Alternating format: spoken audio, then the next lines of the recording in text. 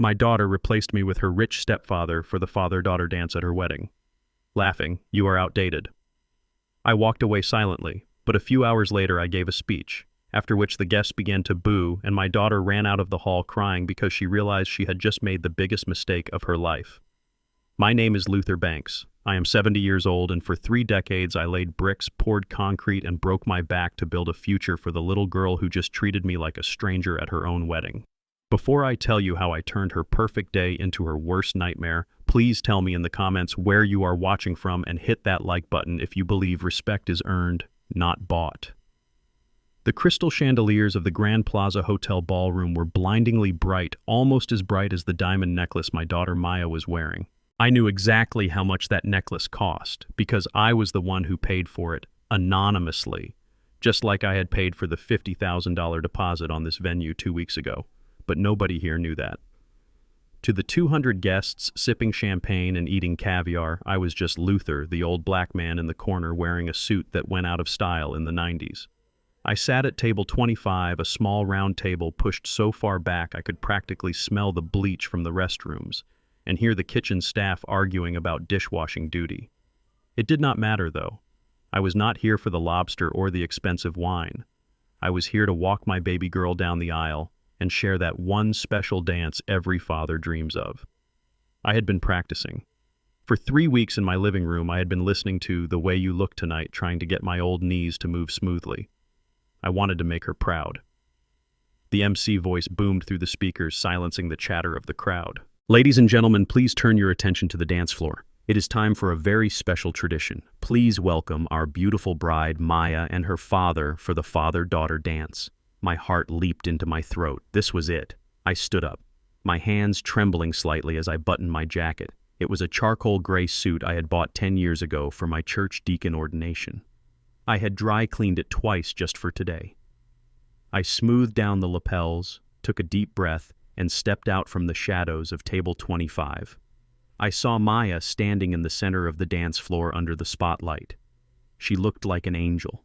Her white dress flowed around her like a cloud, and her skin glowed. I smiled the kind of smile that hurts your cheeks because it is full of so much love and pride. I started walking toward her, navigating through the maze of tables. I could see the guests looking at me. Some looked confused, wondering who the old man with the calloused hands and the slight limp was. Others just looked away, indifferent.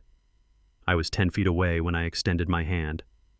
"Maya, baby, I am ready," I whispered, my voice thick with emotion. But Maya did not take my hand. She did not even look at me. Her eyes slid right past my face as if I were made of glass, as if I were invisible. Her gaze locked onto someone behind me. Preston, my ex-wife Vanessa's new husband. A tall white man with a tan that looked like it came from a bottle in a tuxedo that probably cost more than my first car. He strode past me, his shoulder brushing against mine with enough force to make me stumble slightly. He did not apologize. He did not even acknowledge my existence. He just walked straight to my daughter and took the hand I had reached out for. The room went silent, or maybe it was just my ears ringing. I stood there, my hand still extended in midair, looking like a fool. Maya smiled at Preston, a dazzling smile she used to save for me when I would come home covered in dust and mortar from a 12-hour shift. Preston laughed, a loud, booming sound that grated on my nerves. "Sit down, Luther," he said, loud enough for the tables nearby to hear. "You are ruining the frame. The photographer needs a clean shot of the real family." The real family. The words hit me like a physical blow to the chest. I looked at Maya, waiting for her to defend me, waiting for her to say, "No, this is my father Luther, the man who raised me alone for 15 years. The man who braided my hair and learned to cook soul food because my mother left us." But she did not. She leaned in close to me, her face hardening. Her whisper was sharp like a serpentine hiss. "Dad, please just go sit down," she hissed. "You are outdated." Preston fits the image. "Look at you. Your suit is old, your shoes are scuffed, and you look like you just came from a construction site." Preston is classy. He matches the level of elegance Connor and I are trying to project today. Do not embarrass me. I froze. I looked at my shoes. They were polished. I had spent an hour shining them last night until I could see my reflection in the black leather. They were not scuffed. They were just old quality leather that had walked miles to make sure she had braces on her teeth and books for school. I looked up at Connor, my new son-in-law. He was standing by the DJ booth looking confused. He took a half step forward as if to intervene, but Maya shot him a warning glare that stopped him in his tracks. Connor was a good kid, a software engineer with a kind heart, but he was terrified of Maya when she got like this. Outdated. That was the word she used. Not dad, not father. Outdated, like an old tool you throw in the trash when you buy a shiny new one. I lowered my hands slowly. The music started playing. It was not The Way You Look Tonight. It was some modern classical piece. I did not recognize something pretentious and stiff. Preston swept Maya into his arms, spinning her around with a practiced ease that reeked of ballroom lessons and arrogance. The guests applauded. They clapped for the lie. They clapped for the stepfather who had entered her life 4 years ago when she was already an adult. They clapped for the man who I knew for a fact had not contributed a single dime to her upbringing. I felt a burning sensation behind my eyes, but I refused to let a single tear fall. Not here, not in front of these people who judged value by the cut of a suit rather than the content of a character. I turned around. My movements were slow and deliberate. I did not run. I did not storm off. I walked with the dignity of a man who knows exactly who he is, even if his own child has forgotten. I made my way toward the back of the room, toward the dimly lit bar area that felt 1,000,000 miles away from the spotlight. Every step took me further away from the daughter I thought I knew. 30 years. That is how long I had been her father. I remembered the night she was born in a county hospital in Chicago. I remembered holding her tiny body in my large, rough hands, terrified I would crush her. I remembered promising her that I would build the world for her. And I did. I started as a laborer mixing cement. I worked my way up to foreman, then supervisor, then I started my own contracting company, Banks Construction. I built half the schools and community centers in our neighborhood. I saved every penny. I drove a beat-up Ford truck so she could drive a safe sedan to college. I lived in a small apartment so I could pay her tuition at Harvard in cash. I never told her how much money I really had. I wanted her to value hard work. I wanted her to build her own character. I guess I failed at that. I reached the bar and sat on a stool in the shadows. The bartender, a young man with a kind face, looked at me with pity. I hated pity. "Whiskey neat," I said, my voice sounding gravelly and foreign to my own ears. As I watched them dance from the darkness, the anger began to rise. It was not a hot, fiery anger. It was cold. It was the cold, heavy feeling of concrete setting in your veins. They thought I was just a broke, retired construction worker. They thought I was a prop to be moved around and discarded when I did not fit the aesthetic. I looked at Preston spinning my daughter. He was laughing, whispering something in her ear that made her giggle. He looked like a king holding court.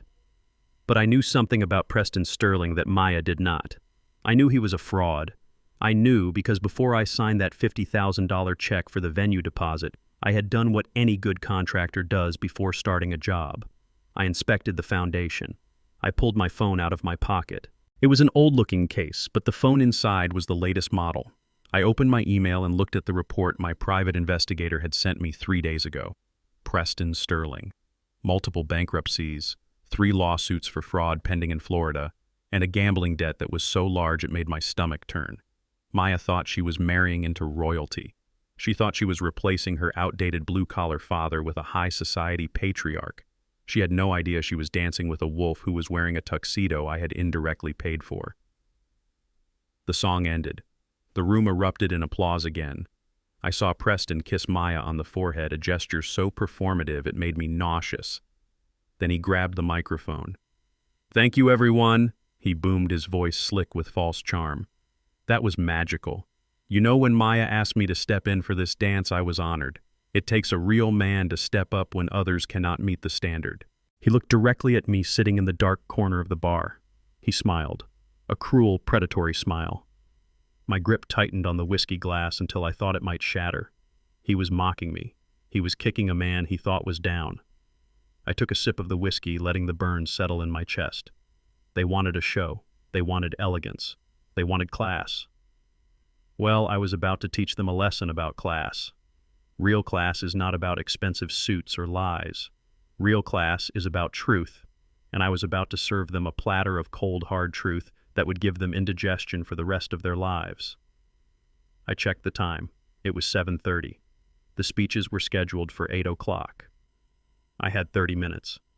30 minutes to decide if I should walk away and let her live her lie or if I should burn the house down to save her from the fire. I looked at Maya again.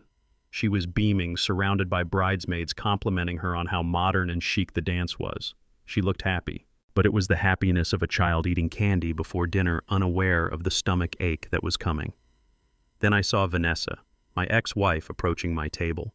She was wearing a red dress that was too tight and too bright. She walked with a sway that suggested she had already had a few too many cocktails. She slammed her clutch down on the bar next to my drink. "You should leave, Luther," she said, not even looking at me. "You are depressing the atmosphere. Preston is upset that you are still here looming in the corner like a dark cloud." I turned my stool slowly to face her. Vanessa, still beautiful in a hard, sharp way, looked at me with pure disdain. "This is my daughter's wedding, Vanessa," I said calmly. "I paid for the deposit." She laughed a harsh barking sound.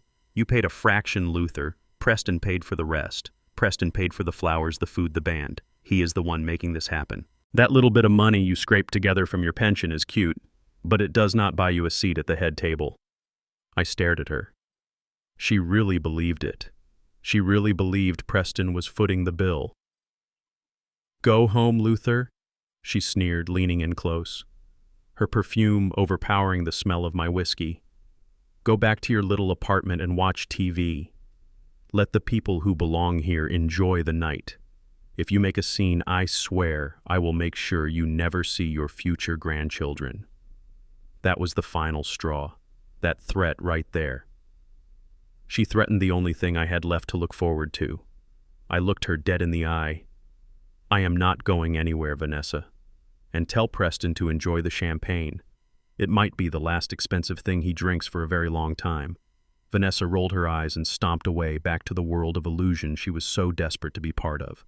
I turned back to my drink. My decision was made. I was not going to leave. I was going to wait. I was going to let them eat their cake and drink their wine, and then when they were full and happy and arrogant, I was going to take the microphone. I pulled out my phone again and sent a text message to my assistant who manages my investment portfolio. "Authorize the transaction," I typed, "and send the file to the projector system in the ballroom. We are going live at 8:15. I hit send and watched the little bubble disappear. The outdated old man was about to update everyone on the reality of the situation. The father-daughter dance was over, but the real show was just about to begin. I watched Vanessa disappear into the crowd of laughing guests and took a deep breath that rattled in my chest. The air in the ballroom was thick with the scent of expensive perfume and fresh lilies, but beneath it all I could taste the bitterness of my own humiliation. I picked up my glass of whiskey, not to drink it, but just to have something to hold, something solid in a world that suddenly felt like it was dissolving into smoke. It was time to find my seat. I knew I could not stay at the bar forever. The dinner service was starting and the waiters were already circulating with silver trays held high above their heads like offerings to pagan gods. I stood up, my knees popping slightly, a reminder of the decades I spent kneeling on concrete floors, laying tiles so my daughter could walk on marble. I navigated the room searching for my name card. Table 1 was front and center, draped in gold silk, where Preston sat like a king next to Maya. Table 2 and 3 were filled with Preston's business associates, men in Italian suits who laughed too loudly and women who looked at their reflections in their silverware. I walked past table 10, then table 15. The further I walked, the darker the room seemed to get. The crystal centerpieces became smaller. The tablecloths looked less crisp. By the time I reached the 20s, I was in the hinterlands of the ballroom, far from the warmth of the spotlight. Finally, I found it. Table 25. It was a small, wobbly, round table pushed aggressively into the back corner. To my left was the swinging metal door of the kitchen. Every few seconds it would fly open with a gust of hot air carrying the smell of grease and shouting cooks. To my right was the entrance to the men's restroom. The door was propped open slightly and the chemical sting of lemon bleach wafted out, mixing unpleasantly with the aroma of the appetizers. There were no other guests at table 25, just me. It was the table for the leftovers, the table for the people you had to invite but wished would not come. I pulled out the metal chair, which scraped loudly against the floor, and sat down. From this vantage point, the head table looked like a distant planet. I could see Maya laughing, her head thrown back her neck, exposing the diamond necklace I had bought. She looked radiant. She looked happy. and she looked completely oblivious to the fact that her father was sitting next to a toilet. I stared at Preston. He was standing up now, tapping a spoon against his champagne glass to get everyone's attention. He was making a toast. To my beautiful daughter, he boomed, his voice amplified by the speakers. And to the incredible future we are building together, I spared no expense today because Maya deserves the world. The room erupted in applause. "Bravo, Preston," someone shouted. "What a generous man!" I felt a bile rise in my throat. Generous. That was the word they used. I closed my eyes and the memory washed over me as clear as day. It was just last week, Tuesday morning. I was sitting in my small home office, the one with the peeling wallpaper, because I had not bothered to renovate it since I retired. My phone rang. It was the wedding planner, a nice woman named Sarah, who sounded like she was on the verge of a panic attack. "Mr. Banks," she had said, her voice trembling, "I am so sorry to bother you, but we have a problem. The final deposit for the venue and the catering is due today. I have tried calling Mr. Sterling, but his card was declined and he is not answering his phone. If we do not get the $50,000 by noon, we will have to cancel the reservation." Cancel. The word hung in the air. I imagined Maya's face if her dream wedding was canceled. I imagined her tears. I imagined her embarrassment. I did not hesitate, not for a second. "How much do you need, Sarah?" I asked. $50,000, she whispered.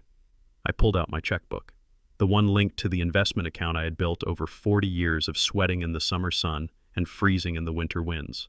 $50,000 was a lot of money. It was money I had set aside for my own medical bills for the day my back finally gave out for good.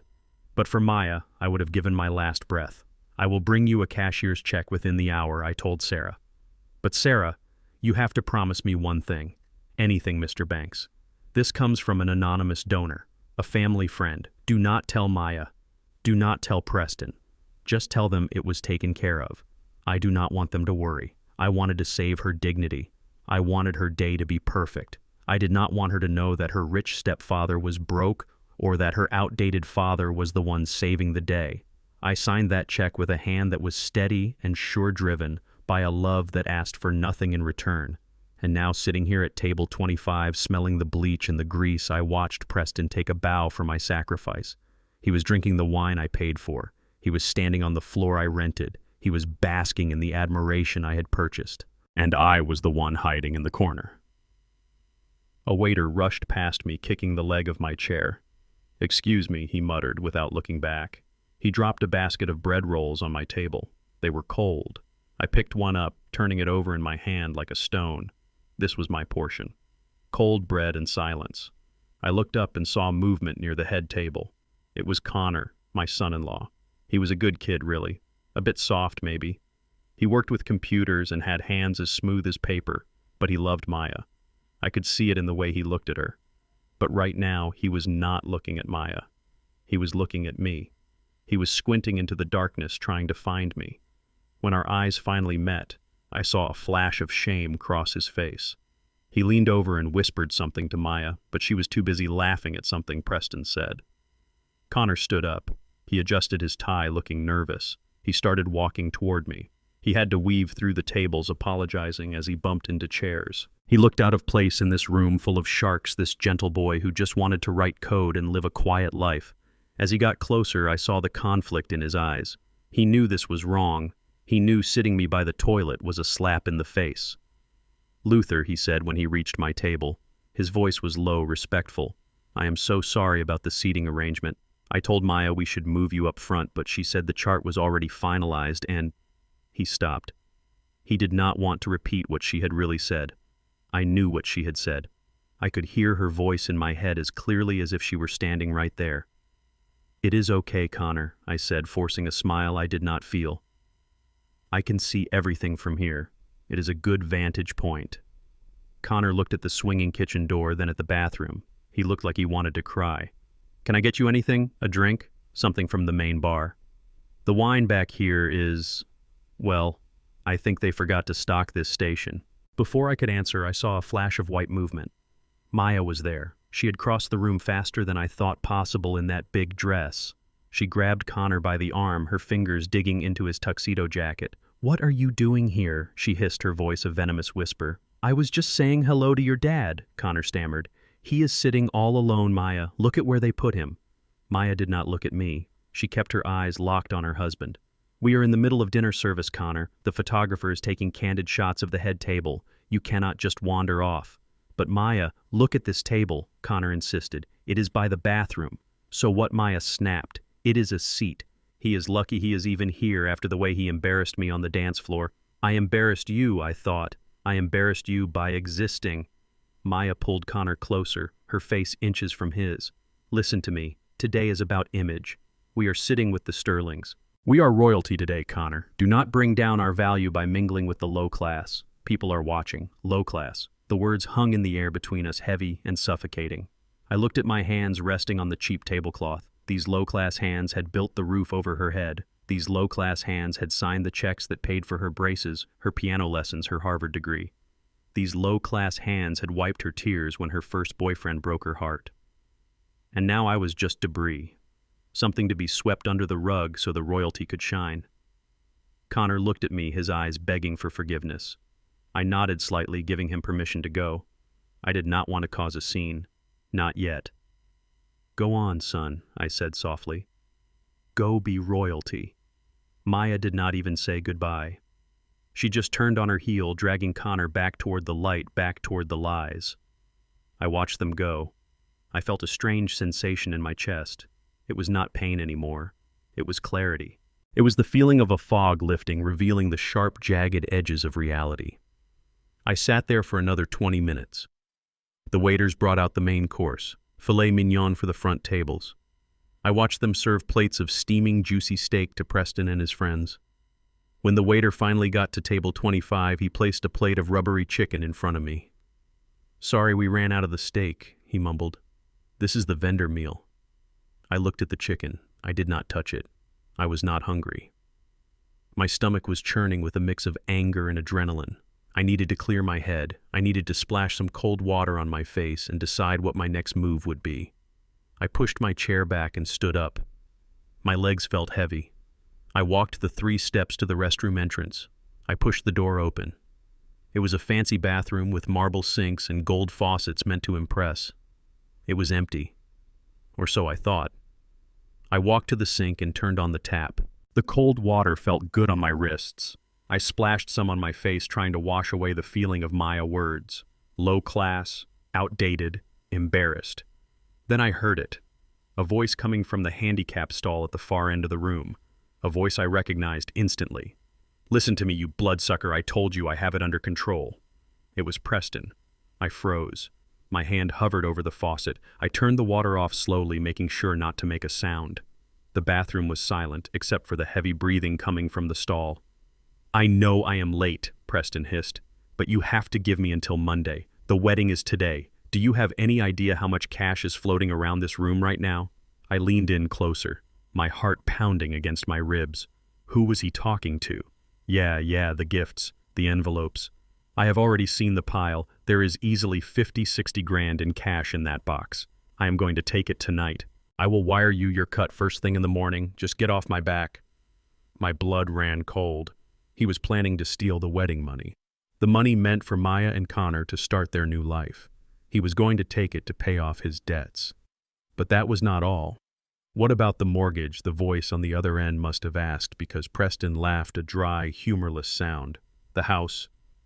Do not worry about the house. I told you I have a plan for that too. He paused, and I could hear the sound of him pacing in the small stall. The old man, Preston said. Luther. Yeah, the father. He is a nobody. I have seen the way he looks. He is practically 1 foot in the grave. I have got Maya convinced that he is senile. Once we get power of attorney over his affairs, that building he owns, the one he thinks is worthless, I found out it is sitting on prime real estate. We are going to sell it out from under him. He will be dead or in a home within a year anyway. I stopped breathing. The room spun. He was not just stealing the wedding gifts. He was planning to steal my life. He was planning to declare me incompetent, take my property, and throw me away like garbage. And Maya was convinced I was senile. She was part of it. Or she was so blinded by his fake glitter that she could not see the knife he was holding to our throats. I stood there in the silence of the bathroom, staring at my reflection in the mirror. The old man, the nobody, the low-class, outdated father. Preston flushed the toilet. I heard the lock on the stall door click. I had seconds to react. I could confront him right now. I could smash his face into the marble sink. God knows I wanted to. But that would just make me the violent, crazy old man he wanted everyone to think I was. No. That was too easy. That was too quick. I reached into my pocket and pulled out my phone. I hit the voice memo app. It was still recording. I had turned it on instinctively the moment I walked into the bathroom, hoping to catch him in a lie. I had caught him in a confession. I slipped the phone back into my pocket and stepped quickly into the shadow of the towel alcove just as Preston swung the stall door open. He walked to the sink, adjusting his tie, looking at himself in the mirror with a smug satisfaction. He did not see me. He washed his hands, whistling a tune, the same tune the band was playing outside. He looked like a man who had won. He thought he had the money. He thought he had the girl. He thought he had the fool of a father-in-law cornered and beaten. He dried his hands on a paper towel and tossed it on the floor, missing the trash can completely. He laughed softly to himself, then turned and walked out the door, back to the party, back to the applause. I stepped out of the shadows. I looked at the paper towel on the floor. I looked at the door he had just walked through. "You think I am a nobody, Preston," I whispered to the empty room. "You think I am dead." I reached for my phone and stopped the recording. "Well, I have got news for you. I am not dead. I am just waking up." I walked to the door and pushed it open. The noise of the party hit me like a wave. The laughter, the music, the clinking of glasses. It all sounded different now. It sounded like a battlefield. And I was done hiding in the trenches. I adjusted my outdated suit. I squared my shoulders. I was Luther Banks. I had built skyscrapers from nothing. I had survived winters that froze the marrow in your bones. I had raised a daughter on my own. And I was about to tear this entire charade down brick by brick. I walked out of the bathroom, not toward table 25, but toward the center of the room. It was time to go to work. I walked back to table 25, but I did not feel like the same man who had left it 10 minutes ago. My legs were steady now. The tremor in my hands was gone, replaced by a cold, hard resolve that settled in my gut like wet concrete.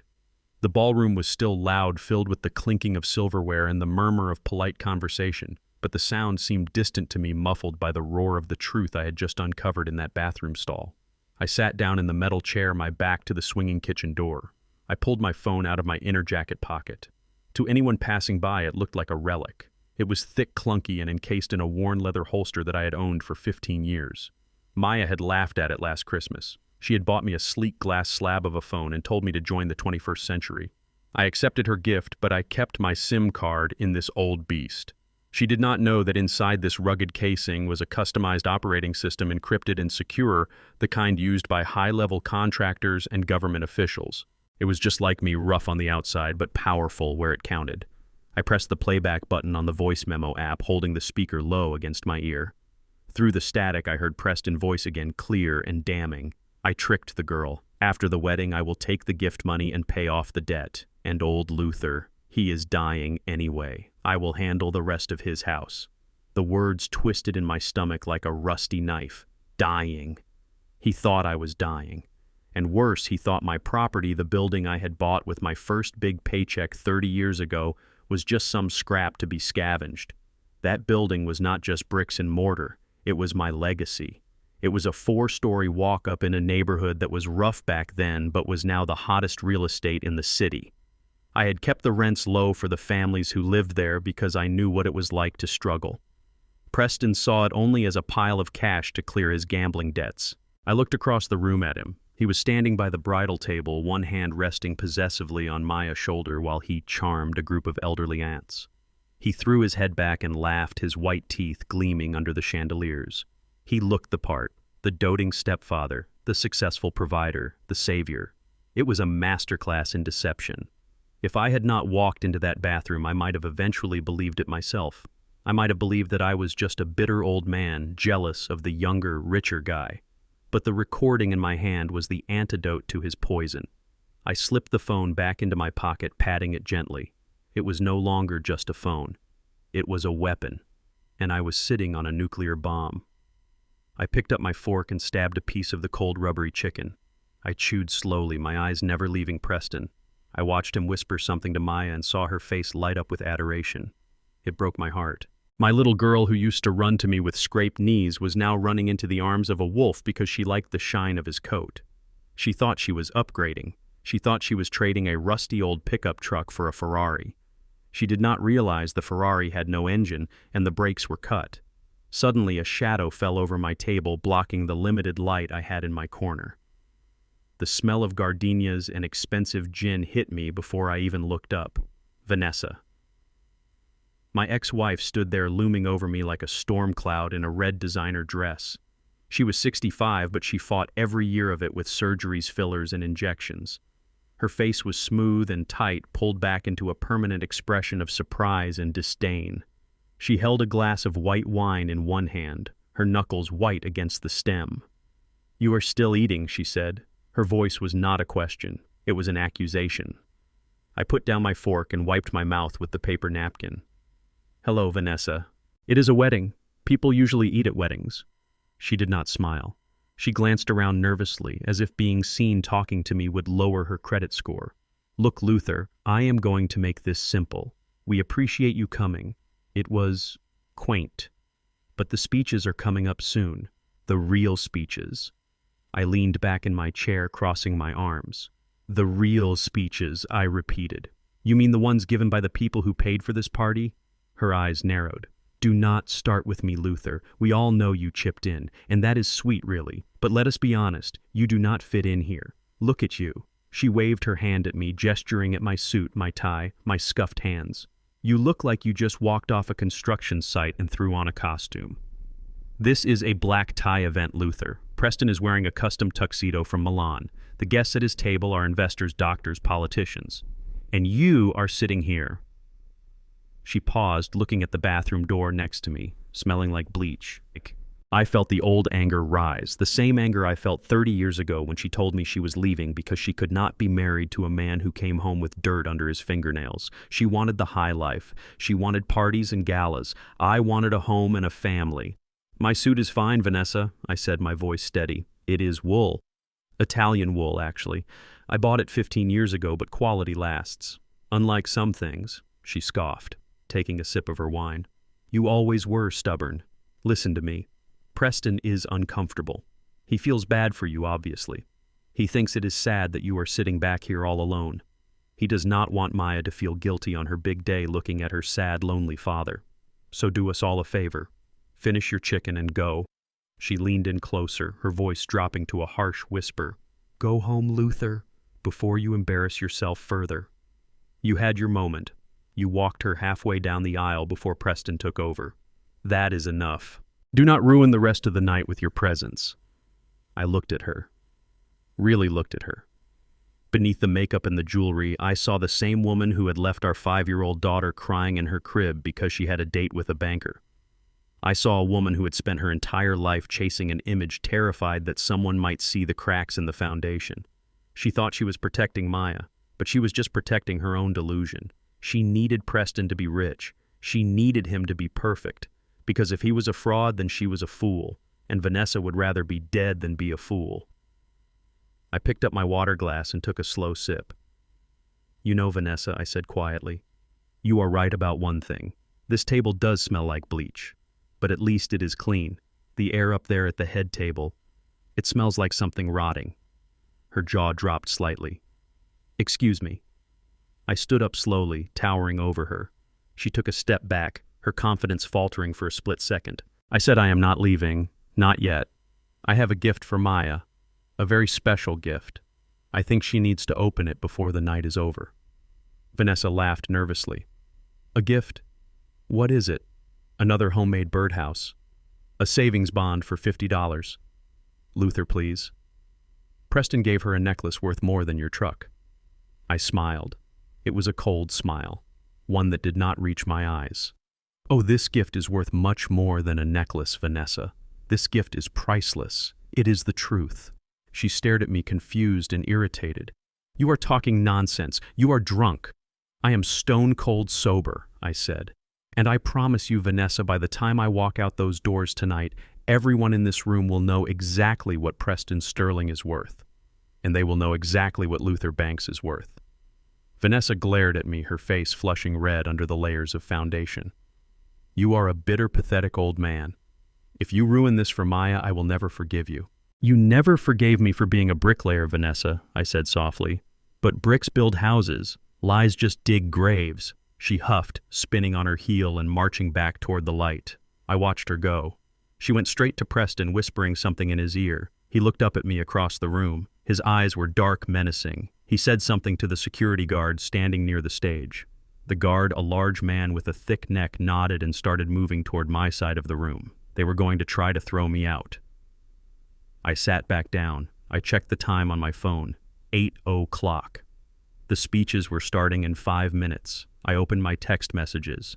My assistant had replied, "Everything is ready, boss. The projector is linked. The bank statements are uploaded. Just say the word." I looked at the security guard getting closer. I looked at Preston raising his glass for another toast. I looked at Maya smiling that blind, beautiful smile. I was not going to leave.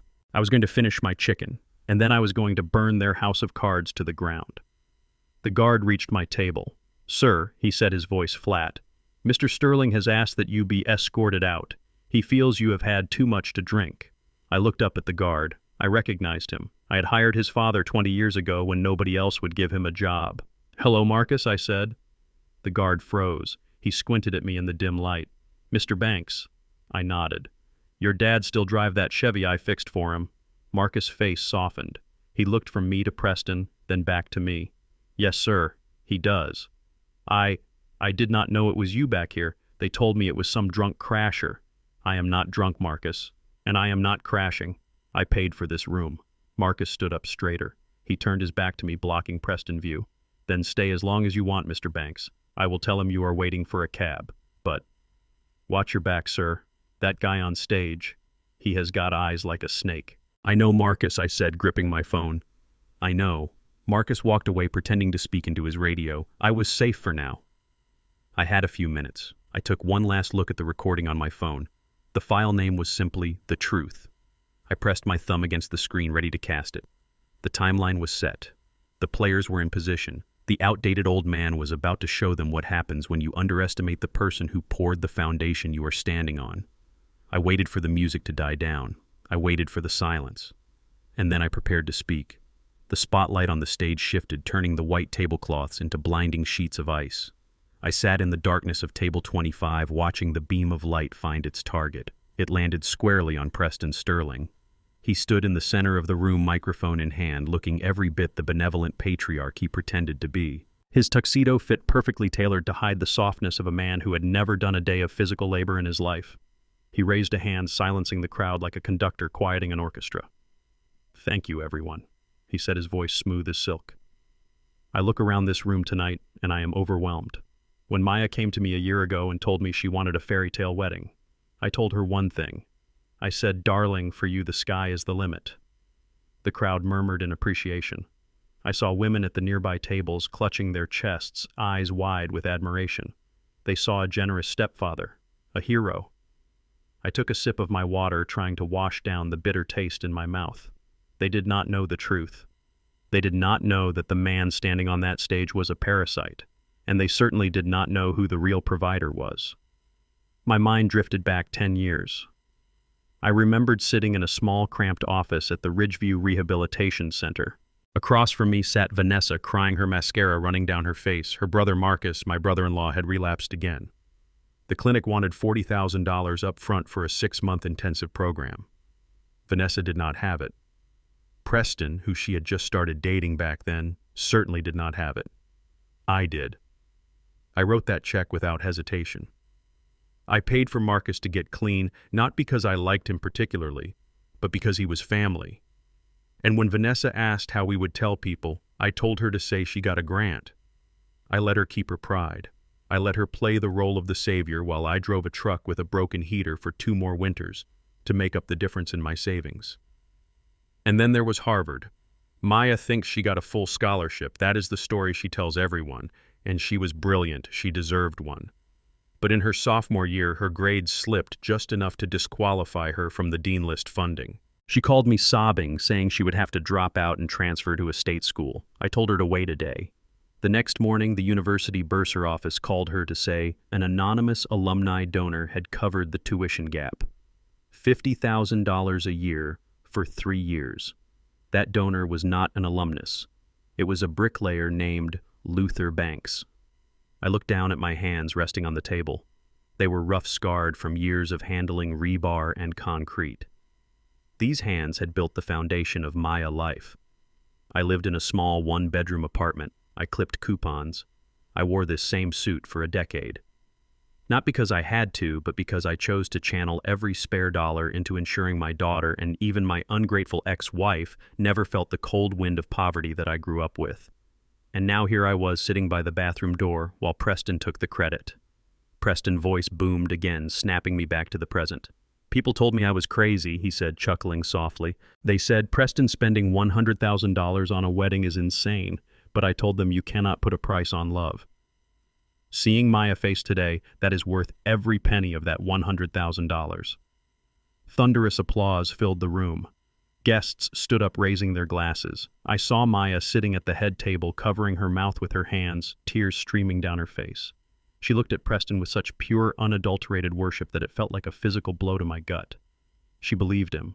She truly believed that this man who had been in her life for a fraction of the time I had was her knight in shining armor.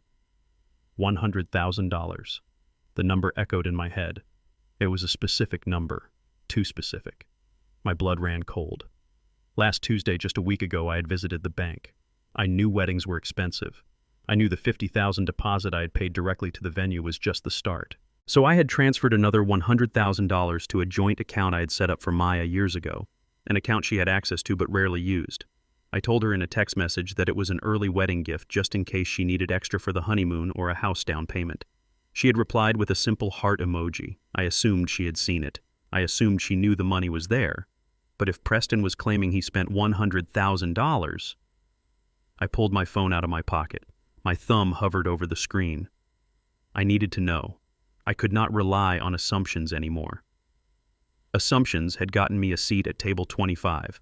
I opened the secure messaging app I used to communicate with my financial manager, David. David was a sharp kid, loyal to a fault, the only person besides me who knew exactly how much the bank's estate was actually worth.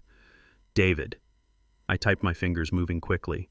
I need a trace on that transfer I authorized last Tuesday. The $100,000 to the joint account ending in 4598. Where did it go? I hit send. On stage, Preston was wiping a fake tear from his eye. I love you, Maya, he said, his voice cracking theatrically. You are the daughter I never had. I watched Maya stand up and rush into his arms. The room went wild. The photographer flashed away, capturing the moment of the perfect family. The loving stepfather. The grateful daughter. And in the background, blurred and out of focus, the empty chair where her real father should have been. My phone vibrated in my hand. I looked down. David was fast. He was always fast. Boss, I am looking at the transaction history now, he wrote. The money hit the joint account on Tuesday morning at 9 a.m. I waited. The 3 dots appeared indicating he was still typing. At 10:30 a.m. on the same day, the entire amount was transferred out. David continued. Transferred where I typed back. Did it go to the wedding planner? Did it go to the catering company? I looked up at Preston. He was hugging Connor, now clapping him on the back like an old buddy. He looked so confident, so secure. My phone buzzed again, a long vibration this time. No boss. David replied. It did not go to any vendor. It was a wire transfer to an offshore account in the Cayman Islands. The beneficiary is listed as Golden Sands Holdings. Golden Sands. I knew that name. It was not a bank. It was not an investment firm. It was a casino, a notorious high-stakes gambling syndicate that operated out of the Caribbean, the kind of place that broke thumbs when you did not pay up. I stared at the screen, the blue light illuminating the fury in my eyes. Preston had not spent a dime on this wedding. He had taken my money, the money I slaved for, the money I gave to my daughter for her future, and he had wired it straight to a casino to cover his losses. He was standing there receiving a standing ovation for spending my money to pay his debts. The audacity was breathtaking. It was almost impressive in its absolute moral bankruptcy. He had stolen from me twice. First, he stole the credit for raising my daughter, and now he had literally stolen her inheritance to save his own skin. I looked at Maya again. She was wiping her eyes, laughing at something Preston was saying. She had no idea. She thought she was rich. She thought she was safe. She did not know that her husband-to-be was marrying into a hollow shell, that her stepfather was a thief, and that the only financial safety net she had was sitting at table 25 eating cold chicken. I felt a calm descend over me. It was the calm of a man who finally has all the pieces of the puzzle. The picture was ugly, but it was complete. I typed one last message to David: get me the full statement, and get me the foreclosure notice on Preston apartment. I want everything ready to display in 5 minutes. Copy that, boss, David replied. Give them hell. I put the phone away. I picked up my glass of water and took a long, slow sip. Preston was wrapping up his speech. So, let us eat, let us drink, and let us celebrate love, he shouted, raising his glass high. I raised my glass too from the shadows. Yes, Preston, I whispered. Let us celebrate. Because the hangover you are going to have in about 10 minutes is going to last for the rest of your miserable life. I watched him step down from the stage, shaking hands, basking in the glory. He was walking toward the head table, toward the seat of honor. I pushed my chair back. The metal legs scraped against the floor, a harsh sound that nobody heard over the applause. It was time. The investigation was over. The verdict was in. And now I was going to deliver the sentence. The applause died down, but the hum of self-congratulation lingered in the air like cigar smoke. I watched Preston navigate the room, shaking hands and accepting praises for a generosity that did not exist. He looked like a politician on election night, confident that the votes were already rigged in his favor. I sat back in my metal chair at table 25, the darkness of the corner wrapping around me like a familiar old blanket. My phone was still warm in my hand, the evidence of his theft glowing on the screen, but I slipped it back into my pocket. Patience, Luther, I told myself. You do not pour the concrete until the rebar is tied. You wait until the structure is ready to hold the weight. I picked up my glass of water and swirled it, watching the ice cubes clash. I was alone again, but not for long. Out of the corner of my eye, I saw movement near the head table. It was frantic, nervous movement that stood out against the slow, relaxed pace of the dinner service. It was Connor. My son-in-law looked like a man who had just realized he was standing on a trap door. He was pale, his face glistening with a sheen of sweat that had nothing to do with the temperature of the room. He kept glancing over his shoulder, looking at Maya, who was busy posing for selfies with her bridesmaids. When he was sure she was distracted, he slipped away from the head table, moving quickly through the shadows, skirting the edge of the room to avoid detection. He was heading straight for me. I did not wave. I did not smile. I just watched him come. I had always liked Connor. He was a soft-spoken boy, a computer engineer who treated my daughter like she was made of porcelain. But he was weak.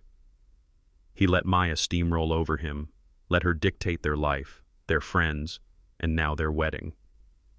He had swallowed the lie that Preston was the patriarch because it was easier than fighting for the truth. Connor reached my table and practically collapsed into the empty chair next to me. He looked terrified. He pulled at his collar as if it were choking him. Luther, he whispered, his voice trembling. Can I sit here for a second? Maya thinks I went to the bathroom. I nodded, slowly, pushing the untouched basket of cold rolls toward him. Sit, son. You look like you need a drink more than a roll, though. Connor ignored the food. He leaned across the table, his eyes darting around the room, scanning for spies. Luther, something is wrong, seriously wrong. I kept my face impassive. What makes you say that? Connor, is the champagne not cold enough? Is the caviar not salty enough? Connor shook his head, frustration creeping into his voice. No, stop it, please. I am serious. I just walked past the kitchen service entrance to get some fresh air. The florist was arguing with the bandleader. And then I heard the head caterer on the phone yelling at someone. I raised an eyebrow. Weddings are stressful, Connor. People yell. Not like this, Luther. They were whispering about payments. The florist said her check bounced 3 days ago. She said she only delivered the flowers today because Preston promised cash on delivery. But when she asked him for it 10 minutes ago, he laughed and told her to enjoy a drink and wait until the end of the night. I took a sip of water, hiding the grim satisfaction that was curling the corners of my mouth. The cracks were showing.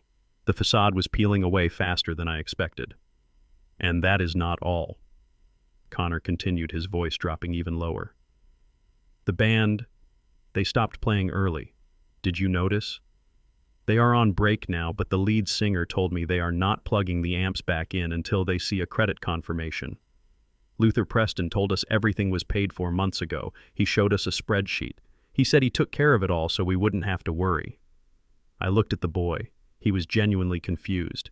He was trying to reconcile the image of the wealthy, benevolent stepfather with the reality of bounced checks and angry vendors. It was a math problem that did not add up, and for an engineer like Connor, that was torture. Spreadsheets are easy to make, Connor, I said softly. You can type any number you want into a computer. It does not make the money real. Connor looked at me, and for the first time tonight, he really saw me. He did not see the outdated construction worker. He saw the man who had built a business from the ground up, who knew the difference between a blueprint and a building. Do you know something? He asked. His eyes were pleading. Please, Luther. If you know something, tell me. I feel like I'm going crazy. Everyone is clapping for him, but the staff looks like they are about to riot. I looked at Maya across the room. She was laughing, oblivious to the storm gathering over her head. She was a victim of her own vanity, yes, but she was also a victim of a master manipulator. And Connor, he was just collateral damage. I reached into my pocket and pulled out my phone again. I hesitated for a fraction of a second. Once I showed him this, there was no going back. The illusion would be shattered forever. I unlocked the screen and opened the email from David. I pushed the phone across the table toward Connor. Read the highlighted line, I said. Connor looked down. He squinted at the small screen, reading the text. Wire transfer. $100,000. From Luther Banks to joint account 4598. Date Tuesday, October 12th. He looked up at me, confused. You sent us $100,000. But we never saw that. The account balance is... Keep reading, I interrupted, pointing at the screen. Look at the next line. Same day. 90 minutes later. Connor looked back down. His eyes widened. His mouth opened, but no sound came out. Transfer out. $100,000. Beneficiary Golden Sands Holdings. Location Cayman Islands. Connor stared at the words as if they were written in an alien language. Golden Sands, he whispered. What is that? Is that an investment firm? I leaned forward, my voice low and hard. No, son. It is a casino, a black market gambling syndicate. Connor's face went gray. He looked like he was going to be sick. He pushed the phone away as if it burned him. He stole it, Connor stammered. He stole your money. The money you gave us. And he gambled it away. He did not just gamble it away, Connor, I said. He used it to pay off old debts so they wouldn't break his legs before the wedding. And that is not the worst part. He stood on that stage 5 minutes ago and claimed he spent that money on this party. He claimed my sacrifice was his generosity. Connor put his head in his hands. He was shaking. Oh my God. Oh my God. I shook his hand. I hugged him. I thanked him for giving Maya her dream wedding. And he stole from you. He stole from us. He looked up at me, tears forming in his eyes. Why didn't you say anything, Luther? Why are you sitting back here in the dark letting him humiliate you? Because if I had told you yesterday, would you have believed me? I asked. Would Maya have believed me? Or would she have said the jealous old man is trying to ruin her happiness again? Connor fell silent. He knew the answer. Maya was so deep under Preston's spell she would have called the police on me if I tried to warn her. But now Connor whispered, now we know. We have to tell her. We have to stop this. We will, I said, but not yet. We need the final nail in the coffin. Just then, the swinging door to the kitchen flew open with a bang. A man in a sharp black suit stepped out. He looked stressed, his tie slightly askew. His forehead creased with worry. He scanned the room, his eyes bypassing the head table entirely and landing straight on table 25. It was Antonio, the general manager of the Grand Plaza. I had known Antonio for 20 years. I had renovated his first restaurant when he was just starting out and couldn't afford to pay full price. I had done the work at cost because I saw his potential. We had respected each other ever since. Antonio hurried over to my table. He ignored Connor completely. He leaned down close to my ear, his voice urgent but hushed. Mr. Banks, he said, using the title nobody else in this room seemed to think I deserved. We have a code red situation. What is it, Tony? I asked, keeping my voice calm. The card, Antonio said, wiping sweat from his brow. We just tried to run the final authorization for the main course service. The fillets, the lobster, the wine service for the toast. It is a $20,000 charge. And I prompted. Declined, Antonio said. We ran it 3 times. Insufficient funds. We called the bank and they said the card has been reported for suspicious activity and is locked down. Connor gasped next to me. Antonio glanced at Connor, then back to me. Boss, my chef is holding the plates. The staff is ready to walk. You know the policy. No pay, no play. Especially with a bill this size. I cannot serve 300 steaks on a promise. I looked at the head table. Preston was laughing, holding a glass of wine that he hadn't paid for. He had no idea the guillotine was about to drop. So what is the plan, Tony? I asked. I am going to have to cut the lights, Antonio said, looking pained. I am going to have to go up to that microphone and announce that the reception is over unless payment is rendered immediately. It is going to be ugly, Mr. Banks. It is going to be a disaster. The police will probably be involved. Connor grabbed my arm. Luther, you can't let that happen. Maya, she will die of shame. If the lights go out, if they announce he is broke in front of everyone. I looked at Connor. He was right. It would destroy Maya, but maybe she needed to be destroyed to be rebuilt. However, I looked at Antonio. He was a good man doing his job. He didn't deserve to be stiffed.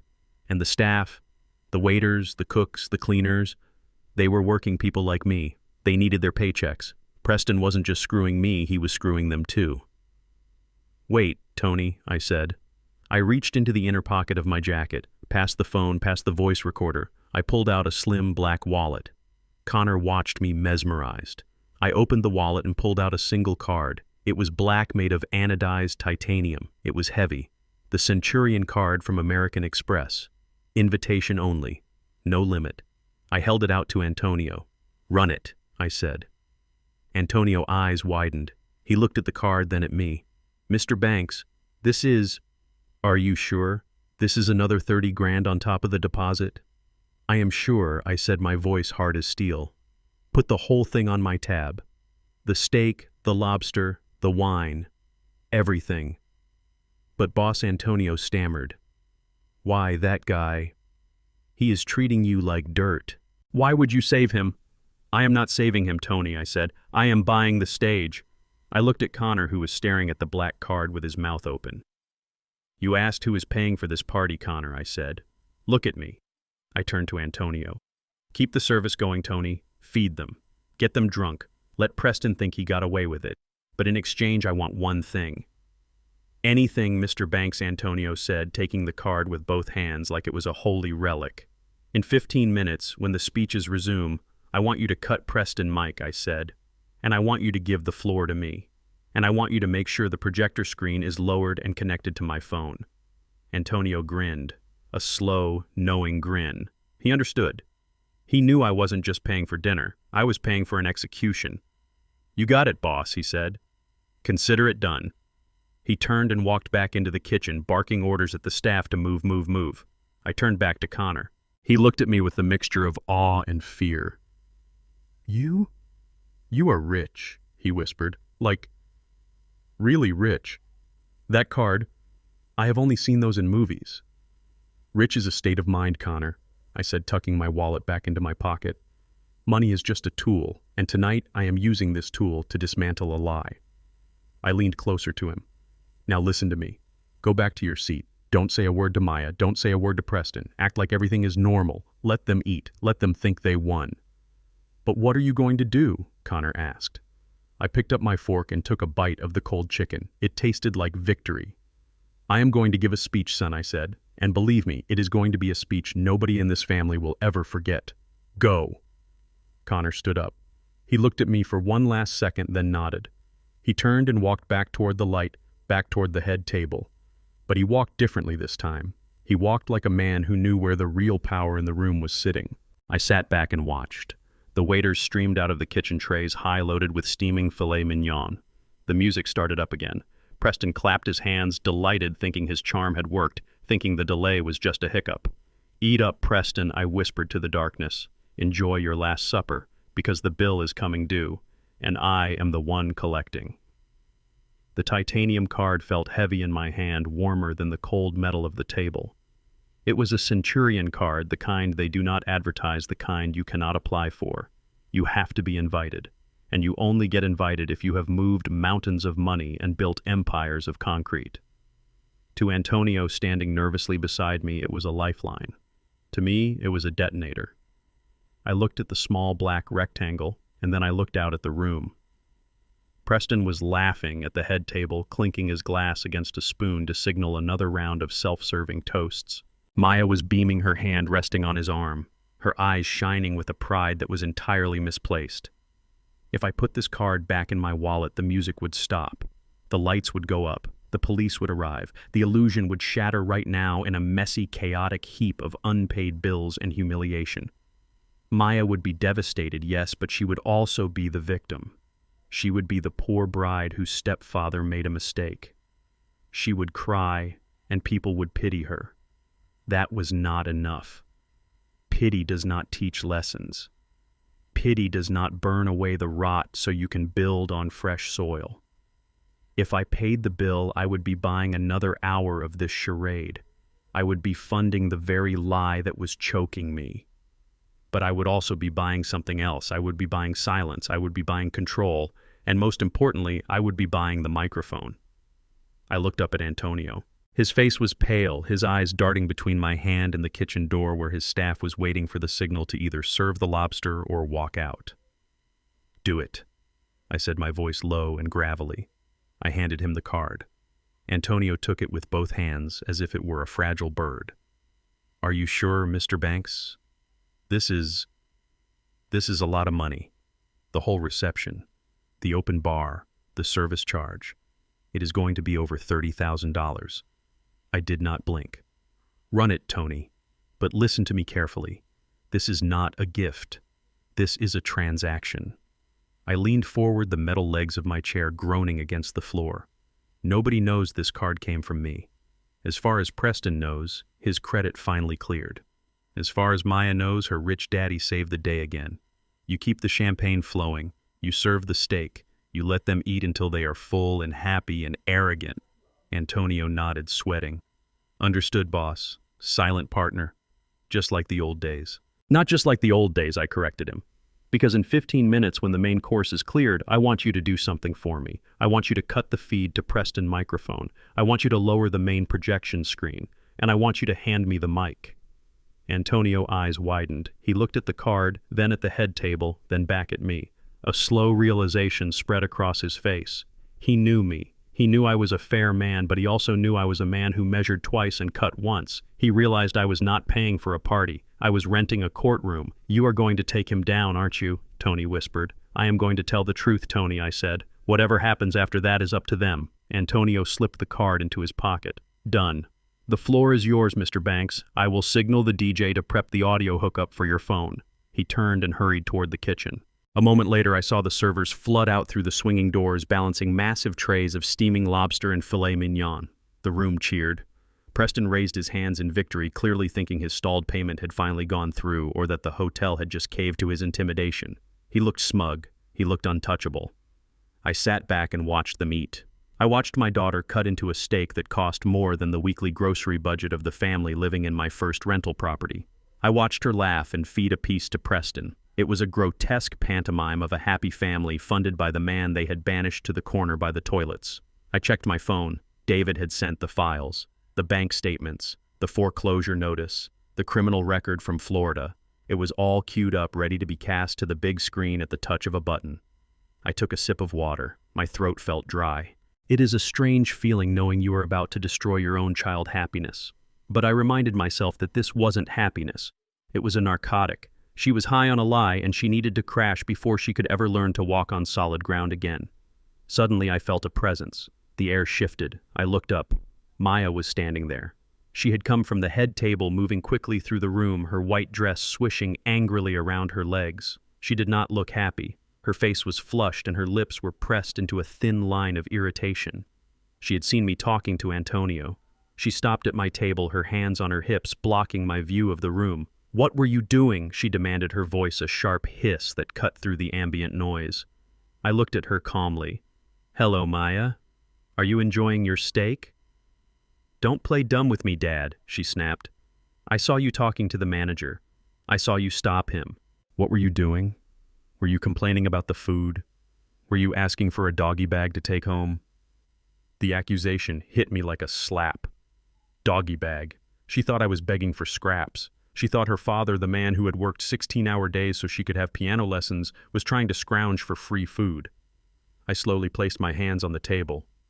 No, Maya. I was not asking for a doggy bag. Then what? She interrupted, her voice rising. Why were you bothering him? Antonio is a busy man. He is catering to high-end clients tonight, Dad. He does not have time to deal with complaints from the cheap seats. God, it is so embarrassing. I told Preston we should have just sent you a check and let you stay home, but he insisted on inviting you out of pity. Pity. There was that word again. Maya. I said, my voice steady. I was just having a conversation with an old friend. Antonio and I go way back. Maya rolled her eyes. Oh, please. Don't tell me you fixed his sink 20 years ago or something. Dad, nobody cares about your handyman stories here. This is a black tie event. These are important people. Preston is trying to close a deal with the man at table 4. The last thing he needs is his father-in-law pestering the staff like some senile old vagrant. She looked down at my suit. She looked at the table by the bathroom. She looked at me with pure, unadulterated shame. Just eat your chicken and stay quiet, she said. Please. For once in your life, just have some dignity. Stop trying to insert yourself where you don't belong. You are ruining the aesthetic, Dad. You are a stain on this perfect night. I looked at my daughter, really looked at her. I saw the fear behind the anger. She was terrified. She was terrified that she wasn't good enough, that this world she had married into would reject her if they knew where she really came from. She was trying to kill her past to save her future. But she didn't understand that a tree without roots is just dead wood waiting to fall. Dignity, I repeated softly. You want me to have dignity? Yes, she hissed. Just sit there. Be invisible. And as soon as the cake is cut, you can leave. I will call you an Uber. Do not come say goodbye to the head table. Just go. She turned to leave, confident that she had put me in my place. Confident that the old bricklayer had been sufficiently cowed by the queen. Maya, I called out. She stopped and turned back, her expression impatient. What now? I stood up. I didn't slouch. I didn't lean on the table. I stood up to my full height of 6'2", the height that had allowed me to carry beams and hoist frames when I was younger. I looked her dead in the eye. You are right, I said. I have been outdated. I have been quiet. But tonight is a special night. A wedding is about truth, Maya. It is about vows. For better or for worse. For richer or for poorer. She looked confused, her brow furrowing. What are you talking about? You are rambling. I am saying that I took your advice, I said. I decided not to just sit here. I decided to give you a gift. Maya scoffed. A gift, Dad, we already talked about this. I don't want your handmade picture frames or whatever junk you brought. Preston gave me diamonds. I smiled. It was the smile of a man holding a royal flush while his opponent went all in on a pair of 2s. This isn't a picture frame, Maya, and it certainly isn't junk. It is something much more expensive. It is a memory. She stared at me, unsettled by the shift in my tone. You are weirding me out. Just stay here. Don't you dare move. She spun around and marched back toward the head table, back to the safety of her husband and his lies. I watched her go. I watched her sit down next to Preston and whisper something in his ear, probably complaining about how annoying I was. Preston laughed and kissed her hand. I sat back down. Antonio walked out of the kitchen and caught my eye. He gave me a barely perceptible nod. The payment had cleared. The system was ready. I picked up my phone. I opened the connection to the AV system. 15 minutes. I looked at the half-eaten roll on my plate. I wasn't hungry for food anymore. I was hungry for justice. Maya thought I was begging for leftovers. She didn't know I had just bought the restaurant. She told me to keep my dignity. Well, I was about to show her what dignity looked like. Dignity isn't hiding in the corner. Dignity is standing up when everyone expects you to kneel. The music swelled. The waiters cleared the plates.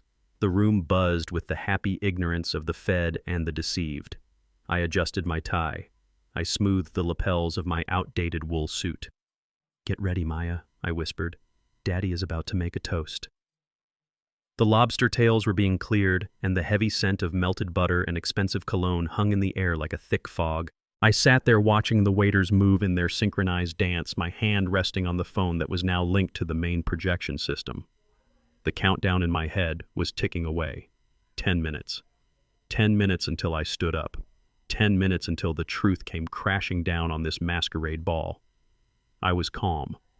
It was the eerie calm of a demolition expert who has already set the charges and is just waiting to press the button.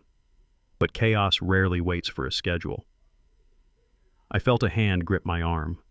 It was not a gentle touch. It was sharp nails digging into the fabric of my old wool suit, clawing through to the skin. I didn't have to look up to know who it was. I could smell the gin and the desperate ambition radiating off her. "Get up!" Vanessa hissed, her voice low and dangerous, close to my ear.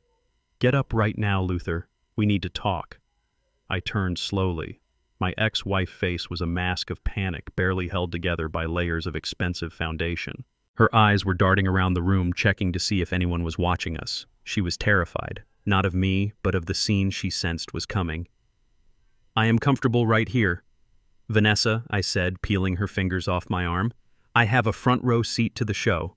She didn't let go. She dug her nails in harder, pulling me with a strength I didn't know she possessed. "Don't you dare play games with me. Get up, now. Over there in the service corridor." I looked at her desperate face. I realized she wasn't going to stop. If I stayed, she would cause a scene right here.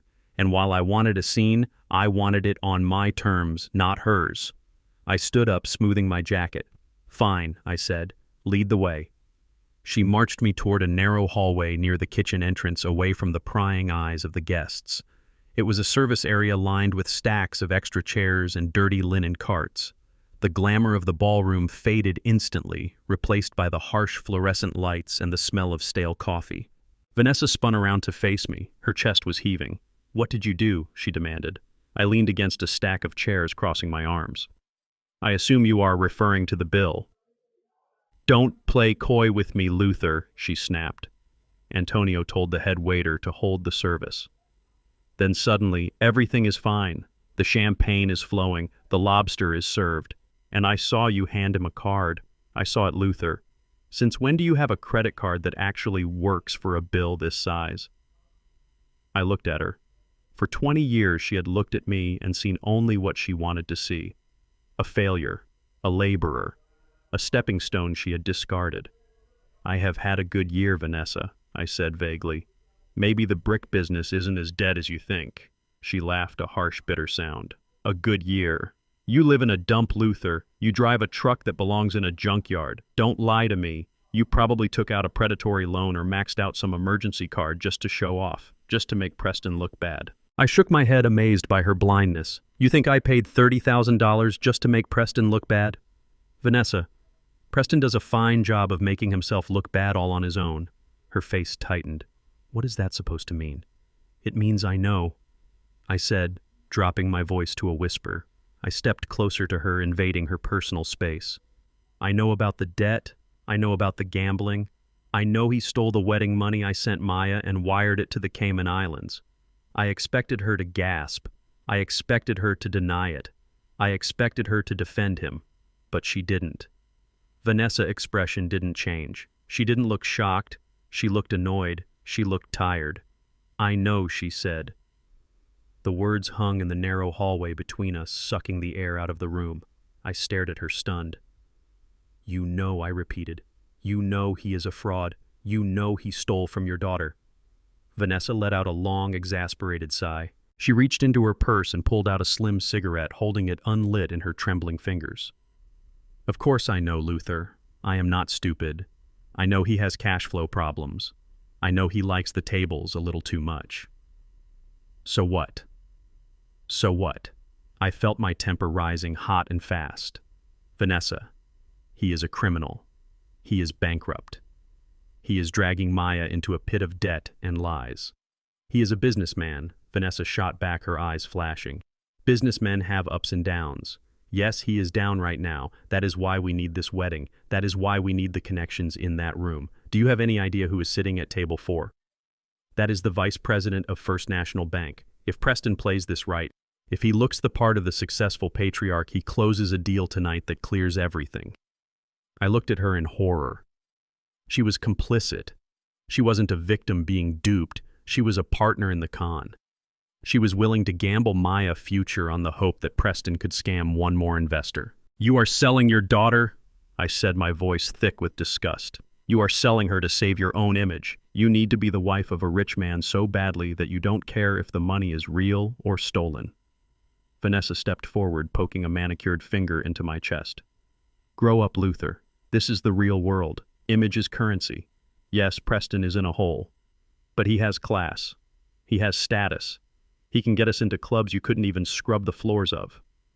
What do you have? Honesty. Hard work. Where did that get you? You are alone, Luther. You are 70 years old and you are alone in a cheap apartment.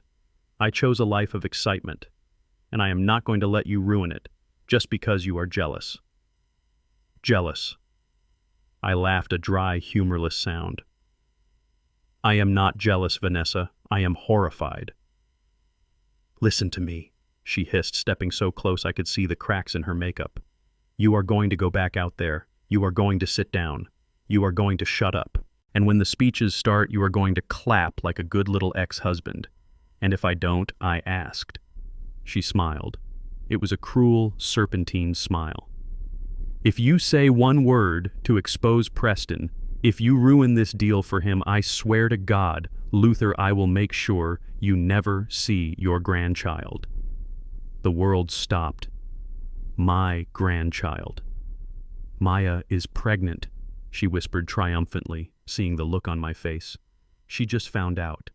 She hasn't announced it yet. She was going to tell us tonight after the cake cutting."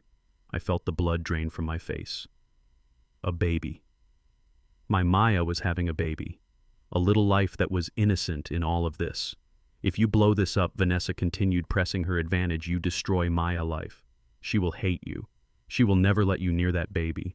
You will die an old, lonely man who never got to hold his grandbaby. Is your pride worth that? Luther, is your little crusade for truth worth dying alone?" I looked at her. I looked at the woman I had once loved. The woman I had worked 2 jobs for.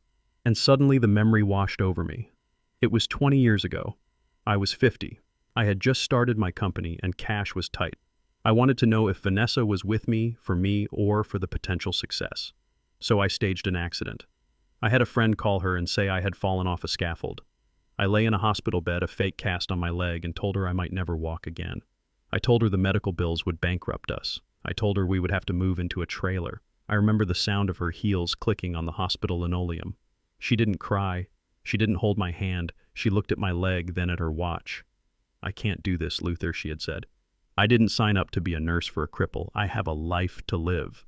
She walked out. She left me there thinking I was broken and destitute. She filed for divorce 3 days later. That was the day I knew. That was the day I locked my heart away and focused on building my empire alone. I looked at Vanessa now standing in the hallway using an unborn child as a bargaining chip. She hadn't changed. She was the same cold, calculating woman who had walked out of that hospital room. I started to laugh. It started as a chuckle deep in my chest and grew into a full, loud laugh that echoed off the concrete walls of the service corridor. Vanessa looked at me confused. "What is so funny? Stop laughing. You are crazy." I stopped laughing and looked her dead in the eye. The warmth was gone from my face. "You think I am the same Luther you left in that hospital bed, don't you?" I asked softly. "You think I am weak. You think I am afraid of being alone." I took a step toward her, and for the first time she looked genuinely scared. "I have been alone for 20 years, Vanessa. I made friends with the silence. I built a fortune in the silence. You think threatening me with loneliness works on a man who found peace in solitude? You are wrong." I reached into my pocket and pulled out my phone. It buzzed just as I grabbed it. A new email notification. And as for Maya, I continued, I love her. I love her enough to save her, even if she hates me for it. I would rather she hate me and be safe than love me and be destitute. I would rather my grandchild grow up in a modest home with dignity than in a mansion built on fraud. I looked at the screen. It was the final piece of the puzzle, the email from my private investigator. Subject: federal indictment. I opened it. My eyes scanned the legal document. Preston Sterling, 3 previous bankruptcies under aliases. And there it was in black and white. An active FBI investigation for a Ponzi scheme involving $3 million of investor money. The warrant was being prepared. It was a matter of days, maybe hours. I turned the screen toward Vanessa. "Look at this," I said. She glanced at the phone. "What is it?" "It is not just debt, Vanessa. It is prison. Your husband isn't just a bad businessman. He is a target. The FBI is looking at him. If he takes money from that banker at table 4 tonight, he is committing federal wire fraud, and if you know about it and help him, you are an accomplice." Vanessa's face went white. The cigarette fell from her fingers. "FBI," she whispered. "You want to talk about the future?" I said, putting the phone away. "Here is the future. Preston is going to jail. The only question is whether you go down with him, and whether Maya goes down with him." I adjusted my tie. "I am going out there, Vanessa. I am going to take the microphone, and I am going to save my daughter from being an accessory to a crime. You can stand here and smoke, or you can come out and watch, but do not ever threaten me with my family again." I turned my back on her. I didn't wait for a response. I walked back down the hallway, leaving her standing there in the harsh fluorescent light, a woman who had traded everything for an image, only to find out the mirror was broken. I pushed open the doors to the ballroom. The music hit me. The laughter hit me. I walked straight to table 25. Antonio was waiting by the sound booth. He saw me coming. He saw the look on my face. He didn't need a signal. He knew. It was time to stop the music. The DJ faded the music out slowly, replacing the upbeat pop song with a soft, ambient instrumental that signaled the time for speeches had arrived. The transition was smooth, professional, and entirely paid for by me. I sat at table 25 watching the room settle into an expectant silence. Waiters stopped clearing plates and stepped back into the shadows. Guests shifted in their chairs, turning their bodies toward the stage, their faces flushed with wine and anticipation. They were ready for the performance. They were ready to hear the wealthy stepfather talk about how much he loved his new daughter. They were ready to applaud the man who had bought their dinner. Preston stood up from the head table. He adjusted his silk bow tie and shot his cuffs, revealing a gold watch that I knew for a fact was a high-quality replica. He looked every inch the tycoon. He smiled at Maya, a confident, reassuring smile that said, "Do not worry, darling, I have got this." He walked toward the microphone stand in the center of the dance floor, his stride long and purposeful. He tapped the microphone twice. Thump, thump. The sound echoed through the ballroom, commanding attention. "Ladies and gentlemen," Preston began, his voice booming with practiced charisma. "If I could have your attention for just a moment. As the father of the bride, I would like to say a few words about—" Suddenly the sound cut out. It was not a fade. It was a hard cut. 1 second his voice was filling the room, and the next there was only the dead air of a disconnected feed.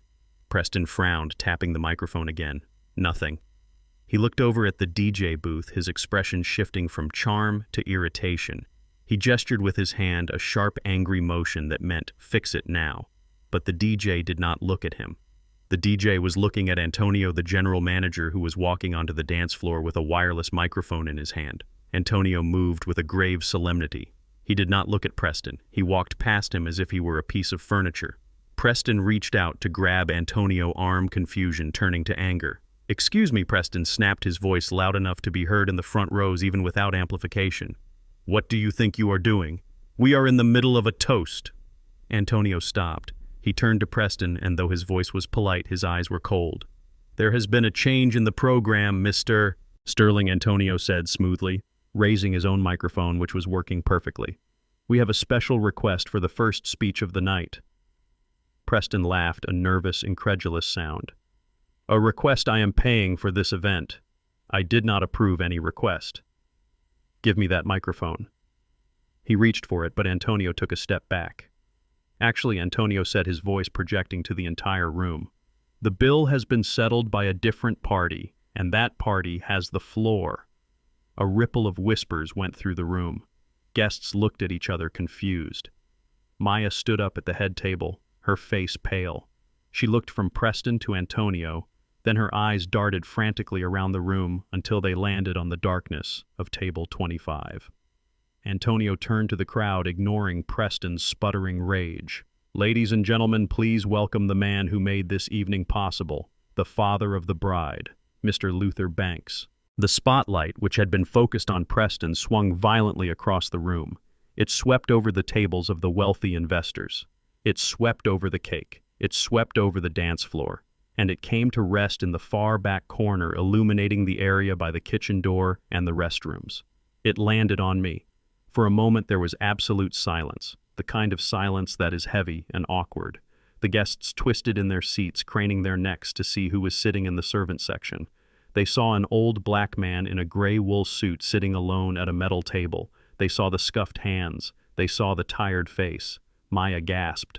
I saw her mouth the words, "No, no, no."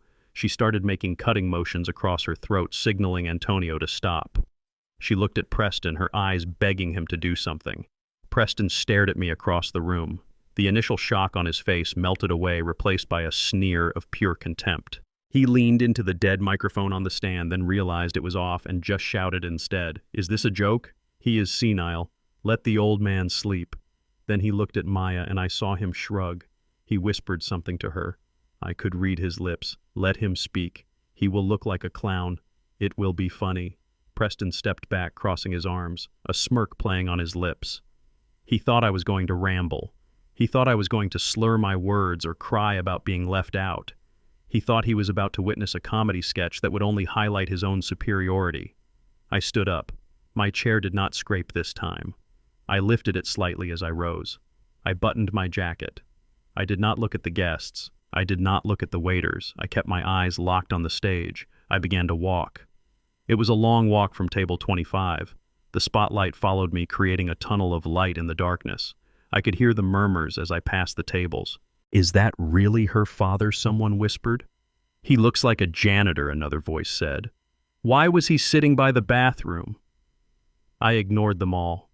I walked with a steady rhythm, heel-toe, heel-toe.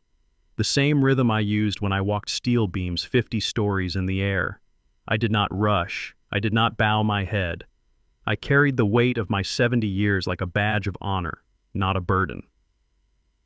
As I approached the stage, the whispers died down. There was something in my posture, something in the way I held myself that silenced the mockery. I was not walking like a victim. I was walking like a man coming to collect a debt. I reached the dance floor. Preston was still smirking, but as I got closer, I saw a flicker of uncertainty in his eyes. He stepped aside, making a mocking, sweeping gesture with his arm, inviting me to the center. "All yours, Pops," he muttered as I passed him. "Try not to drool on the mic." I ignored him. I took the microphone from Antonio. It felt heavy and cool in my hand. A tool. Just like a hammer. Just like a trowel. I turned to face the room. 300 faces stared back at me. Some were amused. Some were pitying. Most were just waiting for the train wreck. I looked at Maya. She was sitting down again, shrinking into her chair, wishing the floor would swallow her whole. She refused to meet my eyes. I took a deep breath. I did not clear my throat. I did not tap the mic. I just spoke. 30 years ago, I began my voice deep and resonant, filling the cavernous room without a tremor. 30 years ago, on a Tuesday night, much like this one, I was standing in a hospital hallway in Chicago. I was wearing work boots covered in dry cement. I had dust in my hair. I had been pouring a foundation for a parking garage for 12 hours straight. I paused, allowing the image to settle. The room was quiet. The nurses tried to stop me from going into the delivery room. They said I was too dirty. They said I needed to scrub up. But I heard a cry, a small, terrified cry, and I pushed past them. I pushed past the doctors. I pushed past my own exhaustion, because I knew that cry. It was the sound of my life beginning. I looked directly at Maya. She looked up slowly, her eyes wet. "When they put you in my arms, Maya, you were so small. You fit right here in the crook of my elbow. Your skin was soft. My hands, these hands." I held up my right hand palm open, showing the calluses, the scars, the rough texture of a lifetime of labor. My hands were like sandpaper. I was terrified I would scratch you. I was terrified I would drop you. I was just a bricklayer. I didn't know how to be a father. I didn't know how to be gentle. I lowered my hand, but I made a promise to you that night. I looked at your little face and I swore that these rough hands would build a world where your hands would never have to be rough. I swore that I would lay every brick mix, every bag of mortar, and carry every load so that you could walk on smooth ground. I took a step closer to the edge of the stage. The audience was leaning in. The mockery was gone. The pity was gone. They were listening. Because truth has a frequency that cuts through everything else. I didn't have an education, I continued. I didn't have a trust fund. I didn't have a family name that opened doors. All I had was my back and my word. When your mother left us, I heard a sharp intake of breath from Vanessa at table 1. I didn't look at her. When it was just the two of us in that cold apartment on 5th Street, I learned to braid hair. I learned to cook soup. I learned that a peanut butter sandwich tastes better when you cut it into the shape of a star. I worked double shifts. I missed sleep. I missed meals. I wore the same boots until the soles fell off and I duct taped them back together because you needed ballet slippers. I saw a woman at table 4 wipe a tear from her eye. Even the stiff men in suits were watching me intently, their drinks forgotten in their hands. I never complained, I said softly. I never asked for a thank you. Because watching you grow, watching you succeed, that was my payment. When you got into Harvard, I didn't tell you that I sold my truck to pay for your first semester. I walked to the job site for 6 months, 5 miles a day, in the rain, in the snow, and every step I took, I thought about you sitting in a library reading books I couldn't understand, and I smiled. I smiled because the foundation was holding. The house I was building for you was strong. I paused again, letting the silence stretch. Maya was crying now openly.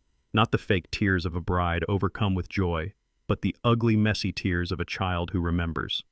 But somewhere along the way, I said, my voice hardening just a fraction. Somewhere along the way, the dust on my clothes became a problem. The calluses on my hands became an embarrassment. You started to look at the house I built, and all you saw was the sweat. You didn't see the love. You wanted a different kind of house. A house made of gold. A house made of image. I turned slowly to look at Preston. He wasn't smirking anymore. He was frowning, his arms uncrossed, his body tense. You met a man who had clean hands, I said, gesturing to Preston. A man who wore suits that didn't smell like labor. A man who promised you that you were royalty. And I get it. Who wouldn't want to be royalty? It is seductive. It is shiny. It is easy. I looked back at the crowd. Tonight I was told that I was outdated. I was told that I didn't fit the picture. I was told to sit by the toilets because my presence was a stain on this perfect evening. And I did. I sat there. I ate the cold chicken. I drank the warm water. Because a father eats the scraps so his children can feast. That is what we do. But then I stopped. I let the word hang there. But then I realized something. There is a difference between a foundation made of concrete and a foundation made of cardboard. One holds up in a storm. The other dissolves when the rain comes. I reached into my pocket and pulled out my phone.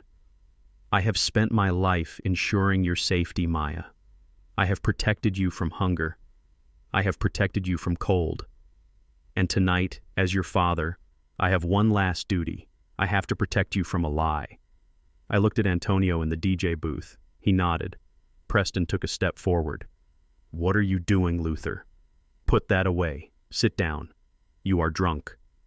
I turned on him. The sadness in my eyes was gone, replaced by the cold steel of the foreman who just caught a thief on his job site. I am not drunk, Preston, I said, my voice booming without the need for a shout. And I am not outdated. I am the inspector, and I am here to condemn this building. I looked back at the crowd. You all see a wealthy businessman standing here. You see a generous stepfather who paid for this lavish wedding. You see a success story. I pressed the button on my phone. Behind me, the massive projection screen that had been displaying a slideshow of Maya and Preston happy photos flickered. The image changed. It wasn't a photo. It was a document, a bank statement. But what if I told you, I said, my voice dropping to a whisper that echoed like thunder, that the only thing Preston Sterling has successfully built is a house of cards? The room gasped as the numbers on the screen came into focus. The sincerity of my opening speech had hooked them. They had opened their hearts to the poor bricklayer. And now that their hearts were open, I was about to pour the truth in and let it set hard. Look at the screen, I commanded. Let us see who really paid for the steak you just ate. The image of the bank statement hovered on the screen behind me, a ghostly indictment glowing in blue and white, but I did not let the audience dwell on the numbers just yet. I signaled to the technician in the booth, and the screen faded to black, plunging the room back into the soft, ambient lighting of the ballroom. The gasp that had rippled through the crowd was replaced by a confused, heavy silence. They had seen the theft, but they did not yet understand the betrayal. Money is just paper. It can be paid back. It can be earned again. But what Preston had stolen was something far more valuable and far harder to replace. I lowered the microphone slightly, looking down at the scuffed toes of my shoes, before raising my head to look directly at my daughter. Maya was freezing in her chair, her face a mask of porcelain terror. She looked like a statue of a bride, not a living, breathing woman. She was waiting for the ground to open up and swallow her. "They say a father is a daughter's first love," I said, my voice soft but carrying to every corner of the room. "They say he is her first hero, the man who sets the standard for how she should be treated." For 30 years I tried to be that standard. I was not a man of words. I was not a man of grand gestures or expensive vacations. I was a man of presence. I was there. I was the solid wall that kept the wind out. I was the roof that kept the rain off. I took a slow, deliberate step toward the edge of the stage, reducing the distance between me and the head table. But today I was given a new title. Today, right here on this dance floor, my own daughter looked me in the eye and told me I was outdated. She told me that my love was like an old coat that no longer fit the style of her new life. She told me that I was an embarrassment. I let the word hang there. Embarrassment. I saw Maya flinch as if I had thrown a stone at her. She gripped the tablecloth, her knuckles white. She chose a different man to dance with. I continued, my voice gaining strength. A modern man, a man who fits the image, a man who knows how to wear a tuxedo and how to charm a room full of strangers. And I admit, looking at the two of you spinning around under these lights, you looked perfect. You looked like a magazine cover. I turned my body, pivoting on my heel to face Preston directly. He was sitting rigidly, his jaw clenched, his eyes darting around the room, trying to gauge the temperature of the crowd. He looked like a cornered animal trying to decide whether to bite or run. "Mr. Sterling," I said, addressing him with a cold, formal politeness, "you are a magnificent dancer. Truly. You have a grace that I could never hope to replicate with these stiff knees and this bad back. You know how to lead. You know how to spin. You know how to put on a show." Preston sneered, trying to regain his composure. He opened his mouth to speak, to make some witty retort that would dismiss me, but I did not give him the chance. I raised my voice just a fraction, cutting him off before he could make a sound.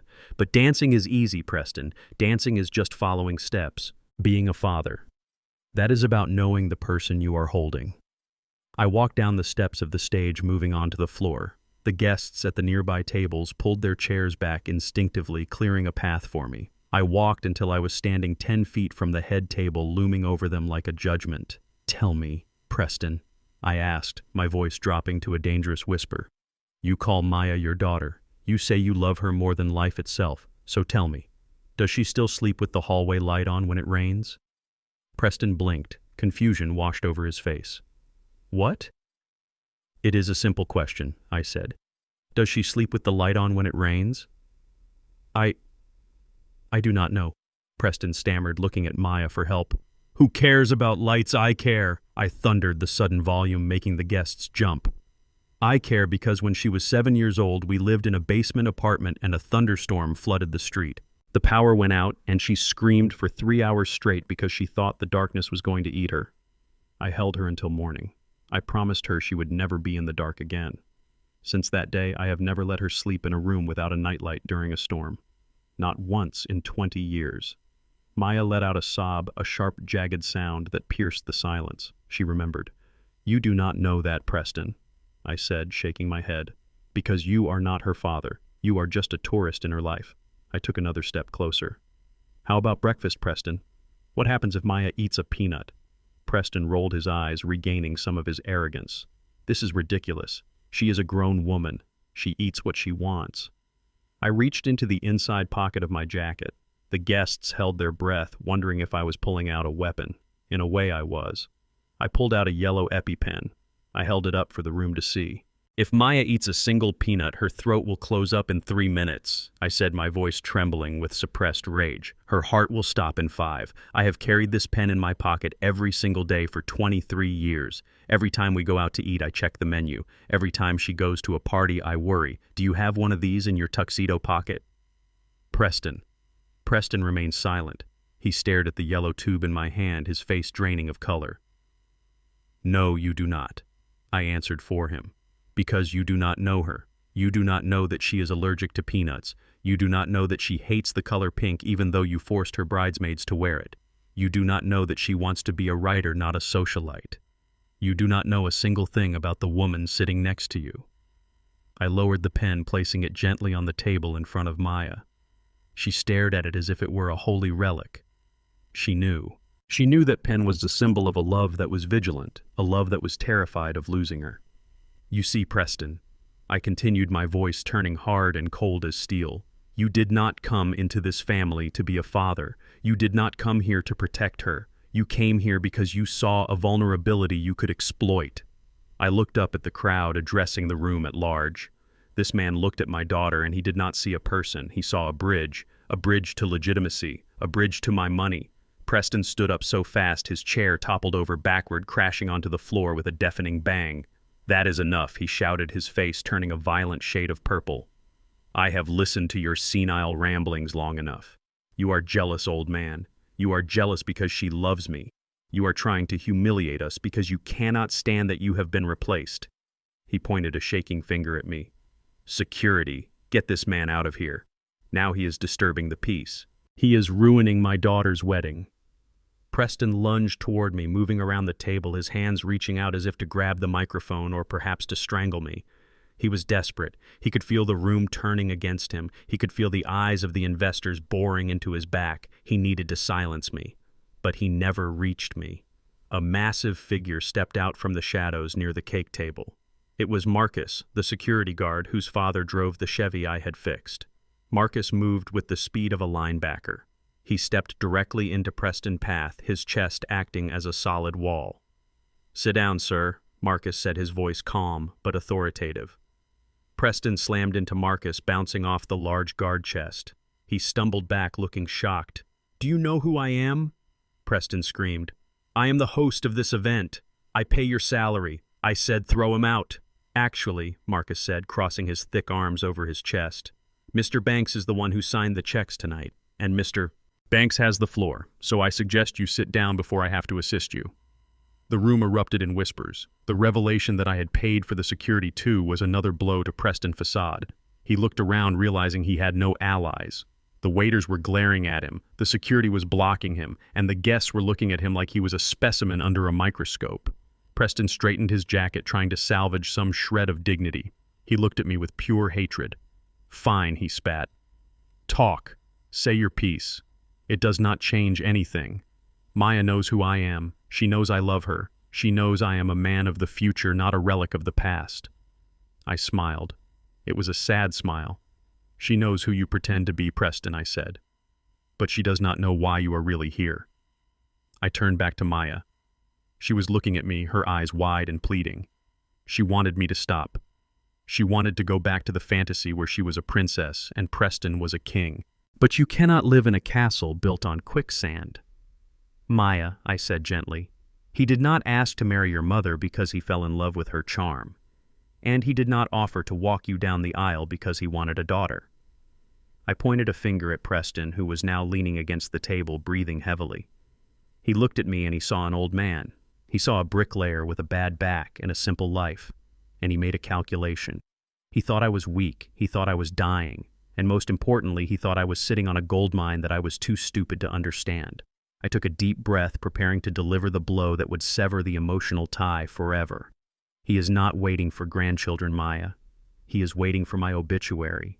He is waiting for the day he can put me in the ground so he can sell the building you grew up in to pay for his gambling debts. He does not want to be your father. He wants to be my beneficiary."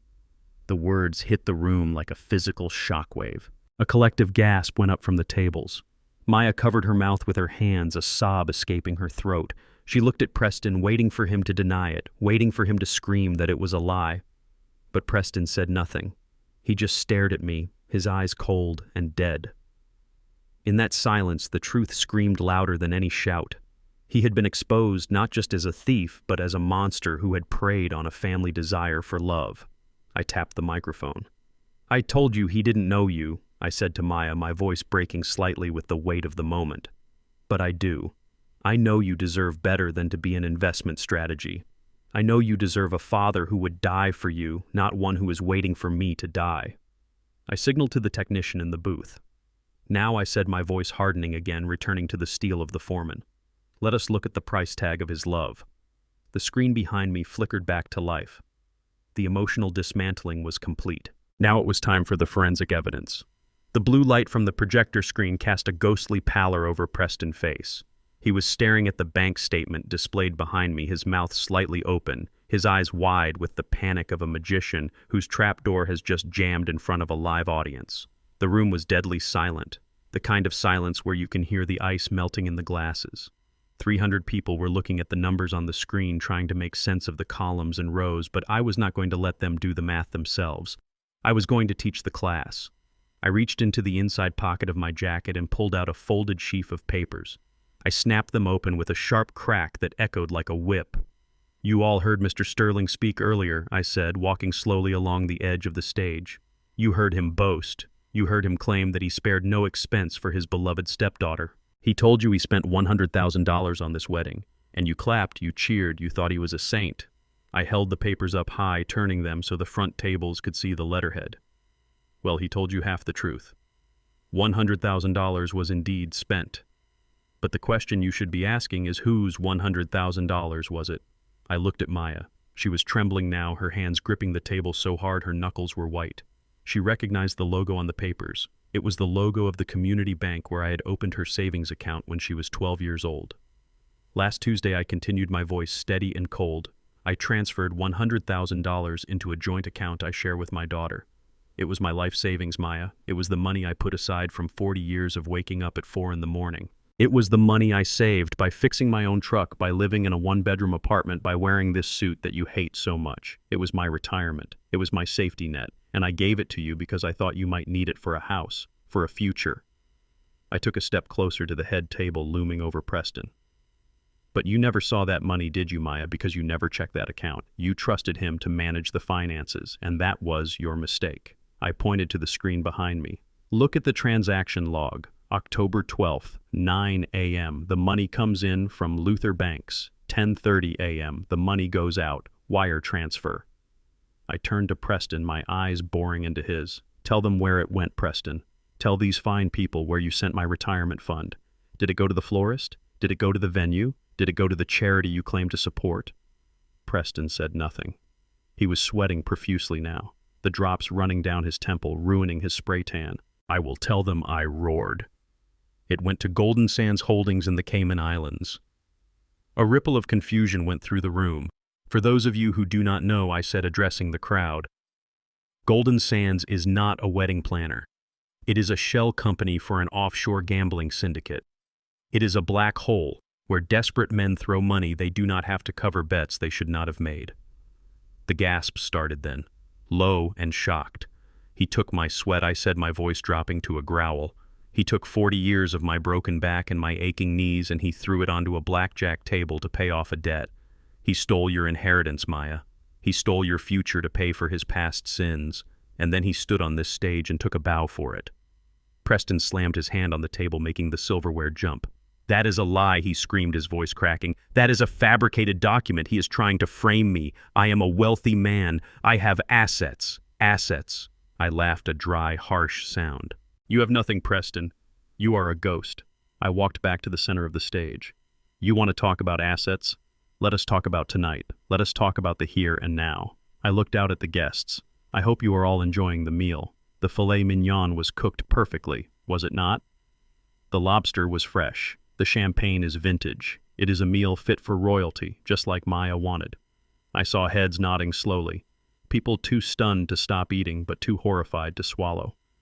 "Well, I have some news for you about that meal." I pulled the titanium black card from my pocket. It caught the light of the spotlight, gleaming like a dark star. 15 minutes ago, the general manager came to me. He was ready to shut this party down. He was ready to turn on the house lights and ask you all to leave. Why?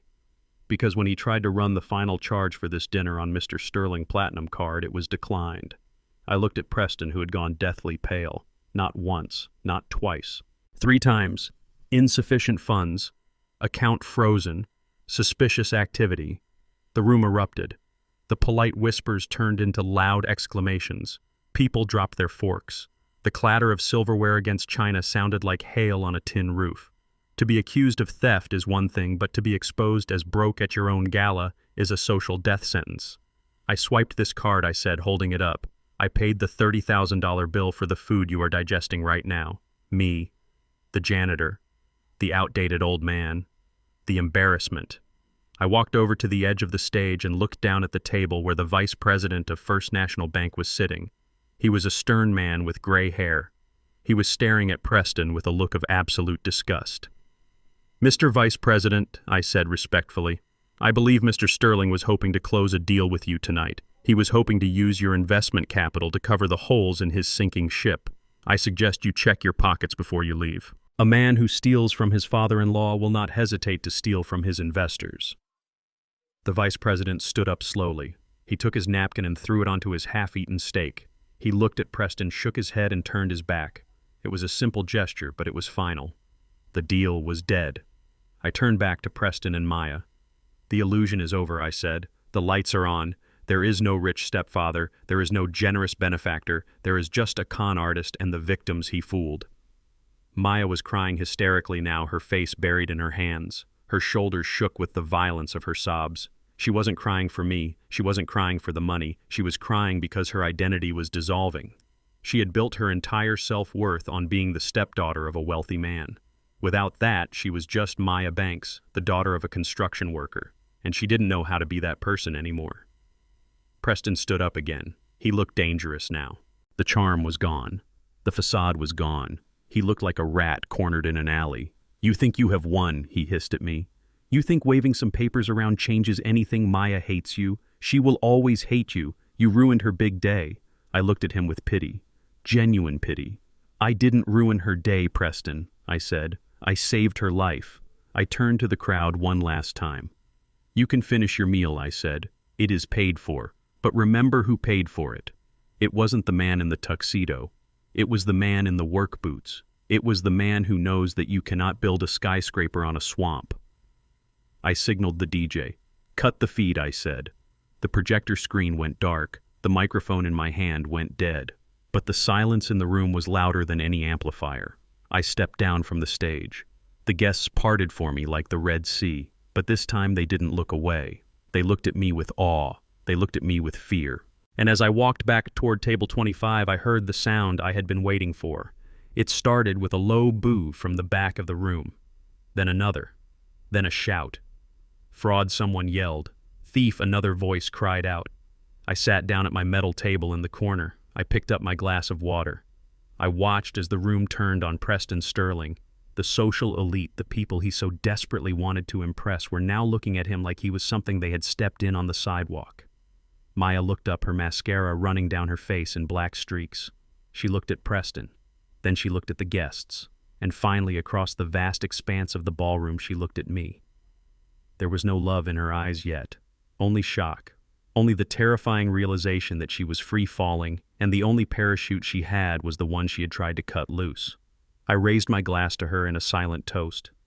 "Welcome to the real world, baby girl," I whispered. "It is cold, but at least it is honest." Tweet voi tôi sẽ tiếp tục match truyền gây cân này. Đây là phần 11 sự sụp đổ của Maya về văn phòng và định dạng chuẩn cho Voice AI đọc diễn cầm tiếng Anh, 100% không tiêu đề, không ký tu la.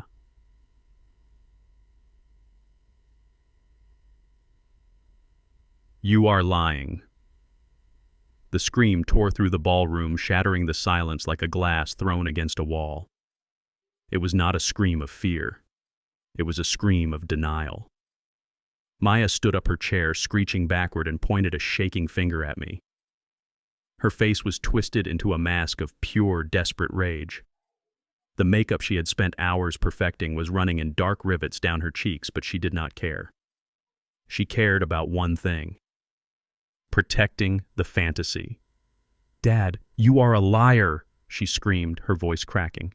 "You made those papers up. You are jealous. You have always been jealous of Preston because he is successful, and you are just a nobody."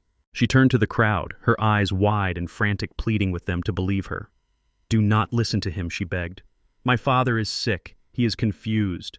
Preston is a millionaire. He owns buildings in Miami. He has investors in Dubai. This is all a mistake. It is a sick joke. Preston, seeing an opening, stood up next to her. He smoothed his tuxedo jacket, trying to regain his composure. She is right, he announced, his voice trembling slightly but loud enough to carry. This man is mentally unstable. Those documents on the screen, anyone can forge a bank statement on a computer these days. It is slander. I will sue you, Luther. I will sue you for everything you have. I looked at them, the two of them standing there clinging to a sinking ship while the water rose around their necks. It was pathetic, and it was time to end it. You say I am lying, Maya, I asked, my voice calm, deep, and resonant. You say Preston is a millionaire. Yes, she cried, stamping her foot like a petulant child. He is, and he loves me. I nodded slowly. I reached into my pocket and pulled out the remote for the projector again. Then let us see what the Federal Bureau of Investigation thinks about his millions. I pressed the button. The screen behind me shifted. The bank statement disappeared. In its place, a new document appeared. It was not a spreadsheet. It was a mugshot. A gasp went through the room so loud it sucked the air out of the space. The photo on the screen was younger. The hair was darker. But the eyes were the same. The cold, predatory eyes of Preston Sterling.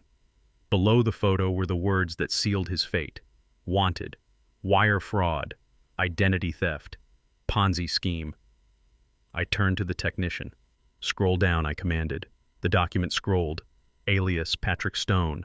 Alias Peter St. James. Alias Preston Sterling. Status fugitive. I looked back at Maya. She was staring at the screen, her mouth open but no sound coming out. Her hands were trembling so violently that the diamond bracelet on her wrist rattled against the table. Read it, Maya, I said, pointing to the screen. Read the charges. Embezzlement of $3 million from elderly retirees in Florida. Faking investment portfolios. Laundering money through offshore casinos. I took a step closer to her. He is not a businessman, Maya. He is a predator. He finds families with assets and vulnerabilities. He finds women who want to be taken care of, and he bleeds them dry.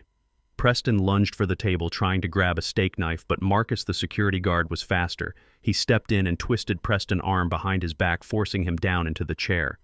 Sit down, Marcus growled. The show is not over. Maya looked at Preston, who was now pinned to his chair, groaning in pain. She looked at the screen. She looked at the guests who were whispering, pointing, and pulling out their phones to take pictures of the wanted poster. No, she whispered. No, it cannot be. He bought me this dress. He bought me the car. I shook my head, walking until I was standing right in front of the head table. I looked down at my daughter. The little girl I had carried on my shoulders was gone, replaced by a woman I barely recognized. A woman who had been hollowed out by vanity. He bought you nothing, Maya, I said softly. I bought the dress. I bought the car. The money I sent to your account. The money he stole. That is what paid for your lifestyle. Every time he gave you a gift, he was just re-gifting you your own inheritance. Maya looked up at me. Her eyes were red-rimmed and empty. Why are you doing this? She sobbed. Why did you have to do it here? Why couldn't you tell me in private? Why did you have to humiliate me in front of everyone? Because you wouldn't have listened, I said, my voice hardening. Because if I told you in private, you would have called me a liar. You would have chosen him. You did choose him, Maya. I leaned in close, my hands gripping the edge of the table. And that is the hardest truth of all tonight. This is not about money. This is not about fraud. This is about you. Maya flinched, pulling back from me. You stood on that dance floor and you looked me in the eye. I said, my voice trembling with the pain I had suppressed for hours. You told me I was outdated. You told me I was an embarrassment. You told me I did not fit the image. I gestured to Preston, who was now sweating and cursing under his breath. You chose him, I said. But you did not choose him because he loved you. You did not choose him because he was kind. You did not choose him because he was a good father.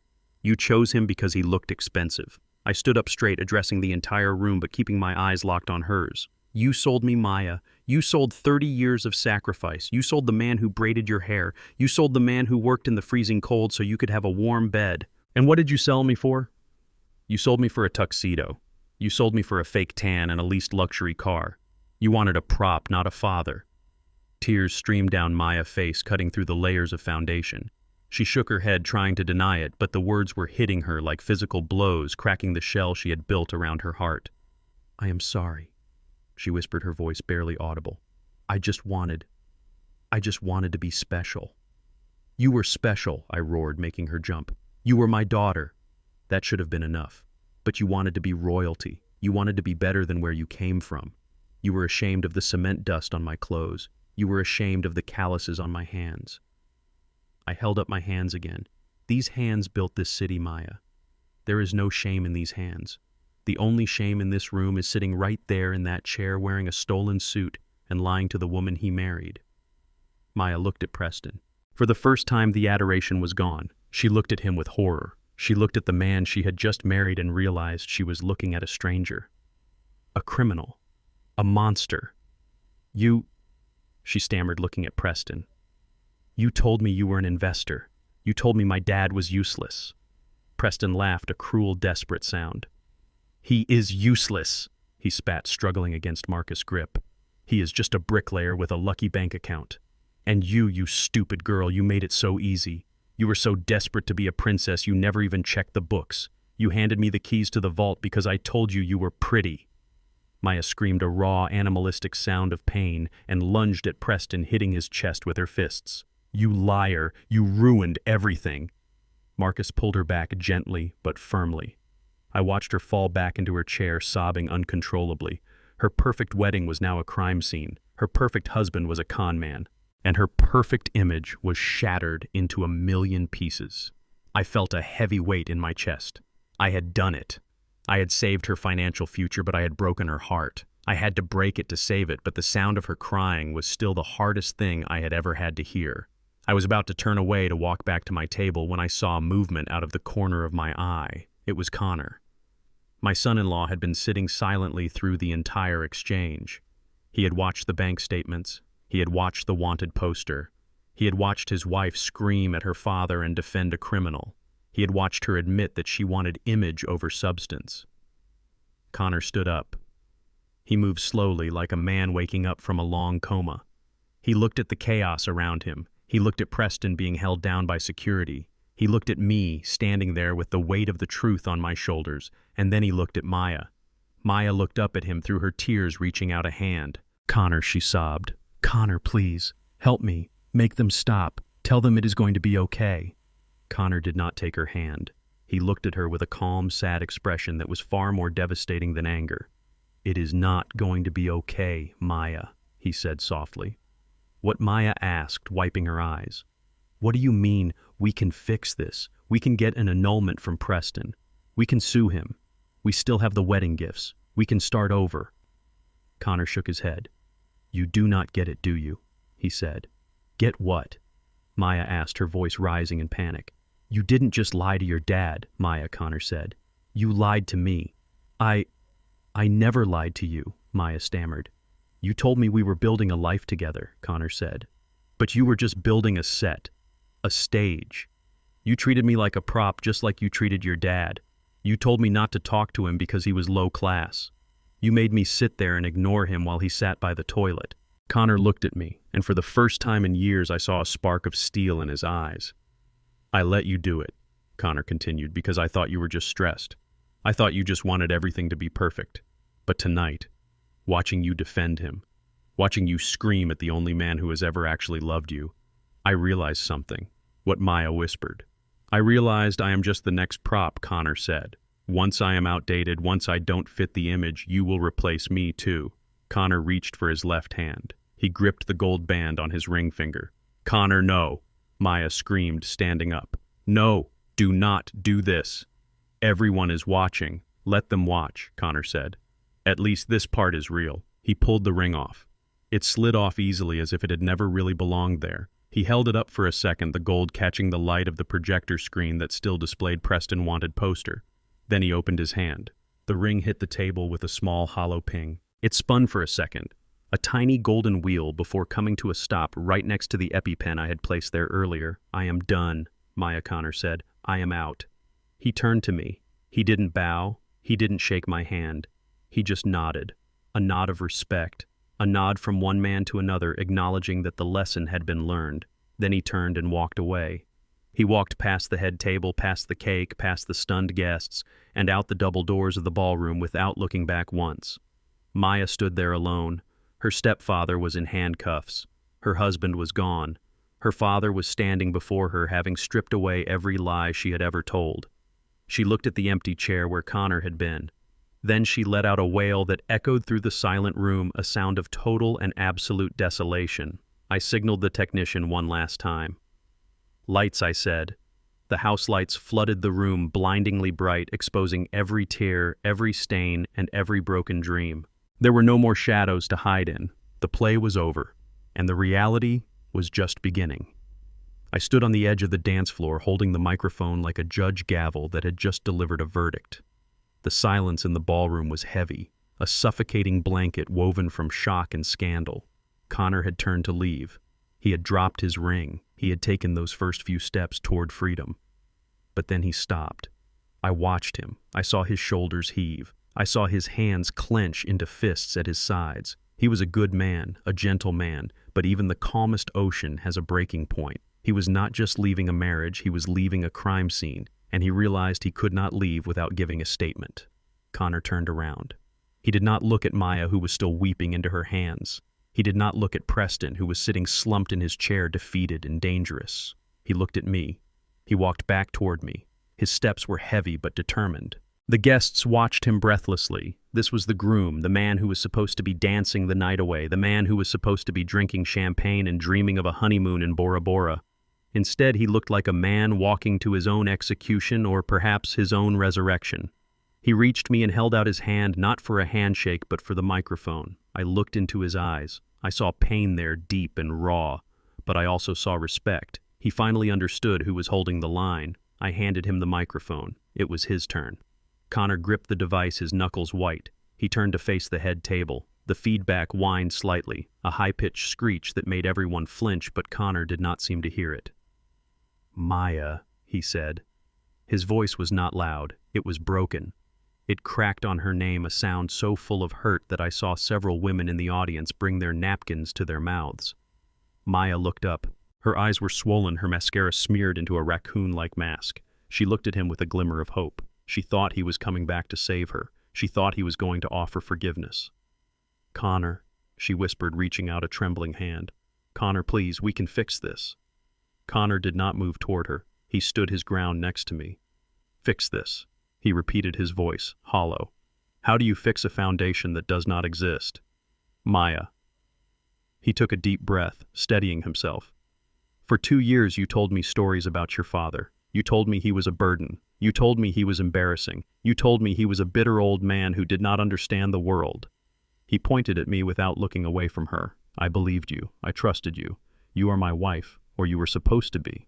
I treated this man with coldness because you told me he deserved it. I sat him by the toilet because you said he would be more comfortable there. I let you cut him out of our lives because you said he was toxic." Connor's voice began to rise, gaining strength and volume. "But he was not the toxic one, was he, Maya? He was the bank." Maya sobbed, shaking her head frantically. "No, Connor, it is not about the money. It is exactly about the money," Connor shouted, causing Maya to recoil. "You told me the wedding was paid for by Preston. You told me the down payment on our house was a gift from Preston. You told me the honeymoon was a surprise from Preston." He laughed, a dry, bitter sound that echoed off the high ceilings. "I spent the last 6 months thanking Preston." I shook his hand. I brought him expensive scotch. I called him Dad. I let him make toasts about his generosity. And all the while he was stealing from the very man I was disrespecting. Connor turned to look at Preston, who was glaring at the floor, refusing to meet anyone's eyes. "You let me praise a thief, Maya. You let me build my gratitude on a lie. You made me an accomplice to your cruelty." He turned back to Maya, his face twisting with anguish.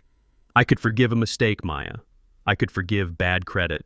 I could even forgive you for being embarrassed by your dad because we all have family issues. But I cannot forgive the manipulation. You lied to me to make me despise my own father-in-law.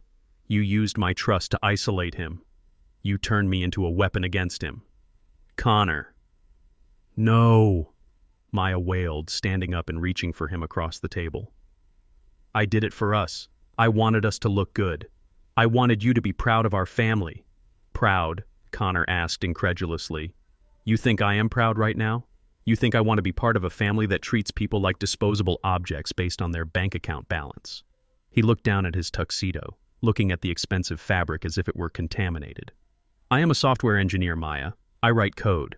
In my world, if a line of code is bad, the whole program crashes. You cannot hide a bug. You have to fix it or delete it. He looked her dead in the eye. And this marriage, it is a fatal error. The room gasped. It was final. It was absolute. There was no coming back from that. I am annulling this marriage, Connor declared, his voice ringing with finality. I am not going to sign the certificate. I am not going on the honeymoon, and I am certainly not going to live in a house paid for with stolen money. Maya collapsed back into her chair, her legs giving out. She buried her face in the tablecloth, her shoulders heaving with the weight of her destruction. Connor lowered the microphone. He turned to me. The anger drained from his face, leaving only exhaustion and shame. He looked at me, at my old suit, at my gray hair, at the eyes that had seen too much. He bowed. It was not a nod. It was a deep, respectful bow. He bent at the waist, humbling himself before the bricklayer. "Mr. Banks," he said, his voice trembling slightly, without the amplification of the microphone, "I am so sorry. I should have asked. I should have visited you. I should have been a man and made up my own mind instead of listening to the gossip. I disrespected you, and for that I will be ashamed for the rest of my life." I looked at the boy. He was young, he had been foolish, but he was owning it. And in my book, owning your mistakes is the first step to rebuilding. I reached out and placed a hand on his shoulder. It was heavy and warm. "Stand up, son," I said softly. "You didn't know. You were looking at a blueprint that was drawn wrong. Now you know. Go build something real." Connor nodded, tears standing in his eyes. "Thank you, sir." He handed the microphone back to me. He turned and started to walk away again. And that was when the dam broke. Preston Sterling exploded. The humiliation had been building inside him like pressure in a boiler. He had been exposed as a fraud. He had been mocked by the guests. He had lost his investors. And now he had watched a young man destroy his stepdaughter dreams and bow to his enemy. It was too much for his ego to handle. "You son of a bitch," Preston screamed. He surged up from his chair, knocking the heavy table forward. Silverware crashed to the floor, glasses shattered. He did not care. His eyes were wild, bloodshot, and focused entirely on me. "You think you can come here and ruin me?" he roared. "You think you can destroy my life with your lies? You old piece of garbage, I will kill you!" He charged. The guests screamed, scattering out of the way. Marcus, the security guard, shouted and lunged forward, but he was on the wrong side of the table. Preston had a clear path.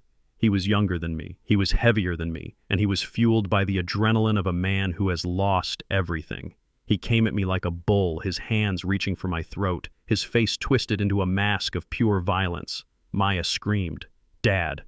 I stood still. I did not run. I did not flinch. I did not raise my hands in a boxing stance. Preston thought he was attacking an old man. He thought he was attacking a retiree who spent his days watching daytime television and napping. He forgot who I was. I was a bricklayer. For 40 years I had walked on steel beams 50 stories in the air where a single misstep meant death. I had carried bags of cement that weighed more than he did. My body was old, yes, but it was built on a foundation of balance and core strength that a lifetime of country club lunches could never replicate. I waited. I watched his eyes. I watched his footing. He was clumsy. He was running on rage, not technique. He was leading with his head, his center of gravity thrown forward in his desperation to hurt me. When he was 2 feet away, I moved. It was a simple movement. Efficient. The kind of movement you learn when you are dodging a swinging crane hook on a job site. I stepped to the left, a quick, sharp pivot on my heel. At the same time, I extended my right leg, just a few inches, just enough to catch his shiny, expensive dress shoe. Preston momentum did the rest. He tripped. It was almost comical in its slow-motion inevitability. His arms flailed, trying to grab onto air. His eyes widened as he realized the ground was coming up to meet him. But it was not the ground. Directly behind where I had been standing was the cake table. The wedding cake was a masterpiece. 5 tiers of lemon chiffon and buttercream icing towering 3 feet high, decorated with sugar roses and silver pearls. It had cost $4,000. Preston flew past me, his hands grasping at nothing, and plunged face first into the cake. The sound was a soft, wet thwack. The table groaned and collapsed under his weight. The cake exploded. Frosting flew everywhere, splattering the guests in the front row. The top tier rolled across the dance floor, coming to a rest at the feet of the vice president of First National Bank. Preston lay there in the ruins of the confectionery disaster. He was covered in white icing. A sugar rose was stuck to his ear. He groaned, trying to push himself up, but his hand slipped in the buttercream and he flopped back down. The room was silent for a heartbeat. And then someone laughed. It was a nervous laugh at first, but then it spread. It was the release of tension. The villain had not just been defeated. He had been humiliated in the most slapstick way possible. I stood over him, brushing a speck of icing from my lapel. I looked down at the man who had called me outdated. "You know, Preston," I said, my voice carrying clearly in the silence. "You were right about one thing." Preston looked up, spitting cake out of his mouth, his eyes filled with hate and frosting, what he gurgled. "You really do know how to make an impact," I said. Marcus arrived then, hauling Preston up by the back of his tuxedo jacket, which was now ruined by grease and sugar. "Get him out of here," I said to Marcus, "and call the police. I think the FBI might want to lick the frosting off him before they book him." Marcus nodded, grinning. "With pleasure, Mr. Banks." I looked at the crowd. They were applauding. Not politely, wildly. They were cheering for the old bricklayer who had just matadored the bull. But I did not bow. I did not smile. I looked at Connor, who was standing by the door watching. He nodded to me again. Then I looked at Maya. She was sitting alone at the head table, staring at the spot where the cake used to be. She looked broken. I felt a pang of sadness. This was a tragedy disguised as a victory, but sometimes you have to burn the field to kill the weeds. I turned and walked back to table 25. My work was done. The sound of a crowd turning against you is a physical thing. It starts as a low rumble like a subway train approaching from a distance, and then it swells into a roar that vibrates in your chest. I stood by table 25, watching the room transform. 10 minutes ago, these people were raising glasses of champagne to Preston Sterling. They were envying his wealth, admiring his suit, and laughing at his jokes. Now they were looking at a man covered in lemon chiffon cake and seeing him for exactly what he was: a clown. The first boo came from the back of the room near the bar. It was low and guttural. Then another joined in. Then a shout: "Fraud, liar, pay your bills, you deadbeat." It was mob mentality in its purest form. These were wealthy, sophisticated people. They wore silk and diamonds. They drove imported cars. But underneath the polish, they were just a pack of wolves, and they had just realized that the alpha male was actually a sheep in disguise. They felt foolish. They felt tricked. And there is nothing a rich person hates more than being made to look like a fool. I watched the vice president of First National Bank standing near the fallen cake. He took out his phone. He did not call the police. He opened his camera app. He held it up, aiming it directly at Preston, who was struggling to wipe frosting from his eyes while Marcus held him in an arm lock. Preston Sterling, the vice president, said loud enough for the video to pick up. "The man who tried to swindle $3 million from my bank. Smile for the compliance department, Preston." That broke the dam. Suddenly a sea of glowing screens rose up in the darkened room. Everyone was filming. The bridesmaids who had been fawning over Maya all day stepped back. They did not help her. They did not comfort her. Two of them actually turned their backs and started typing frantically on their phones, probably deleting their social media posts that tagged the wedding or texting their other friends to gossip about the disaster. It was brutal. It was the modern-day equivalent of the stocks in the town square. Preston was not just going to jail, he was going to become a meme. His humiliation was being live-streamed to thousands of people in real time. I looked at Maya. She was standing alone at the head table. The space around her was empty. Connor was gone. Preston was being dragged toward the exit by Marcus, leaving a trail of white icing and ruined dignity on the parquet floor. Her guests were jeering. Her friends were recording. She looked small.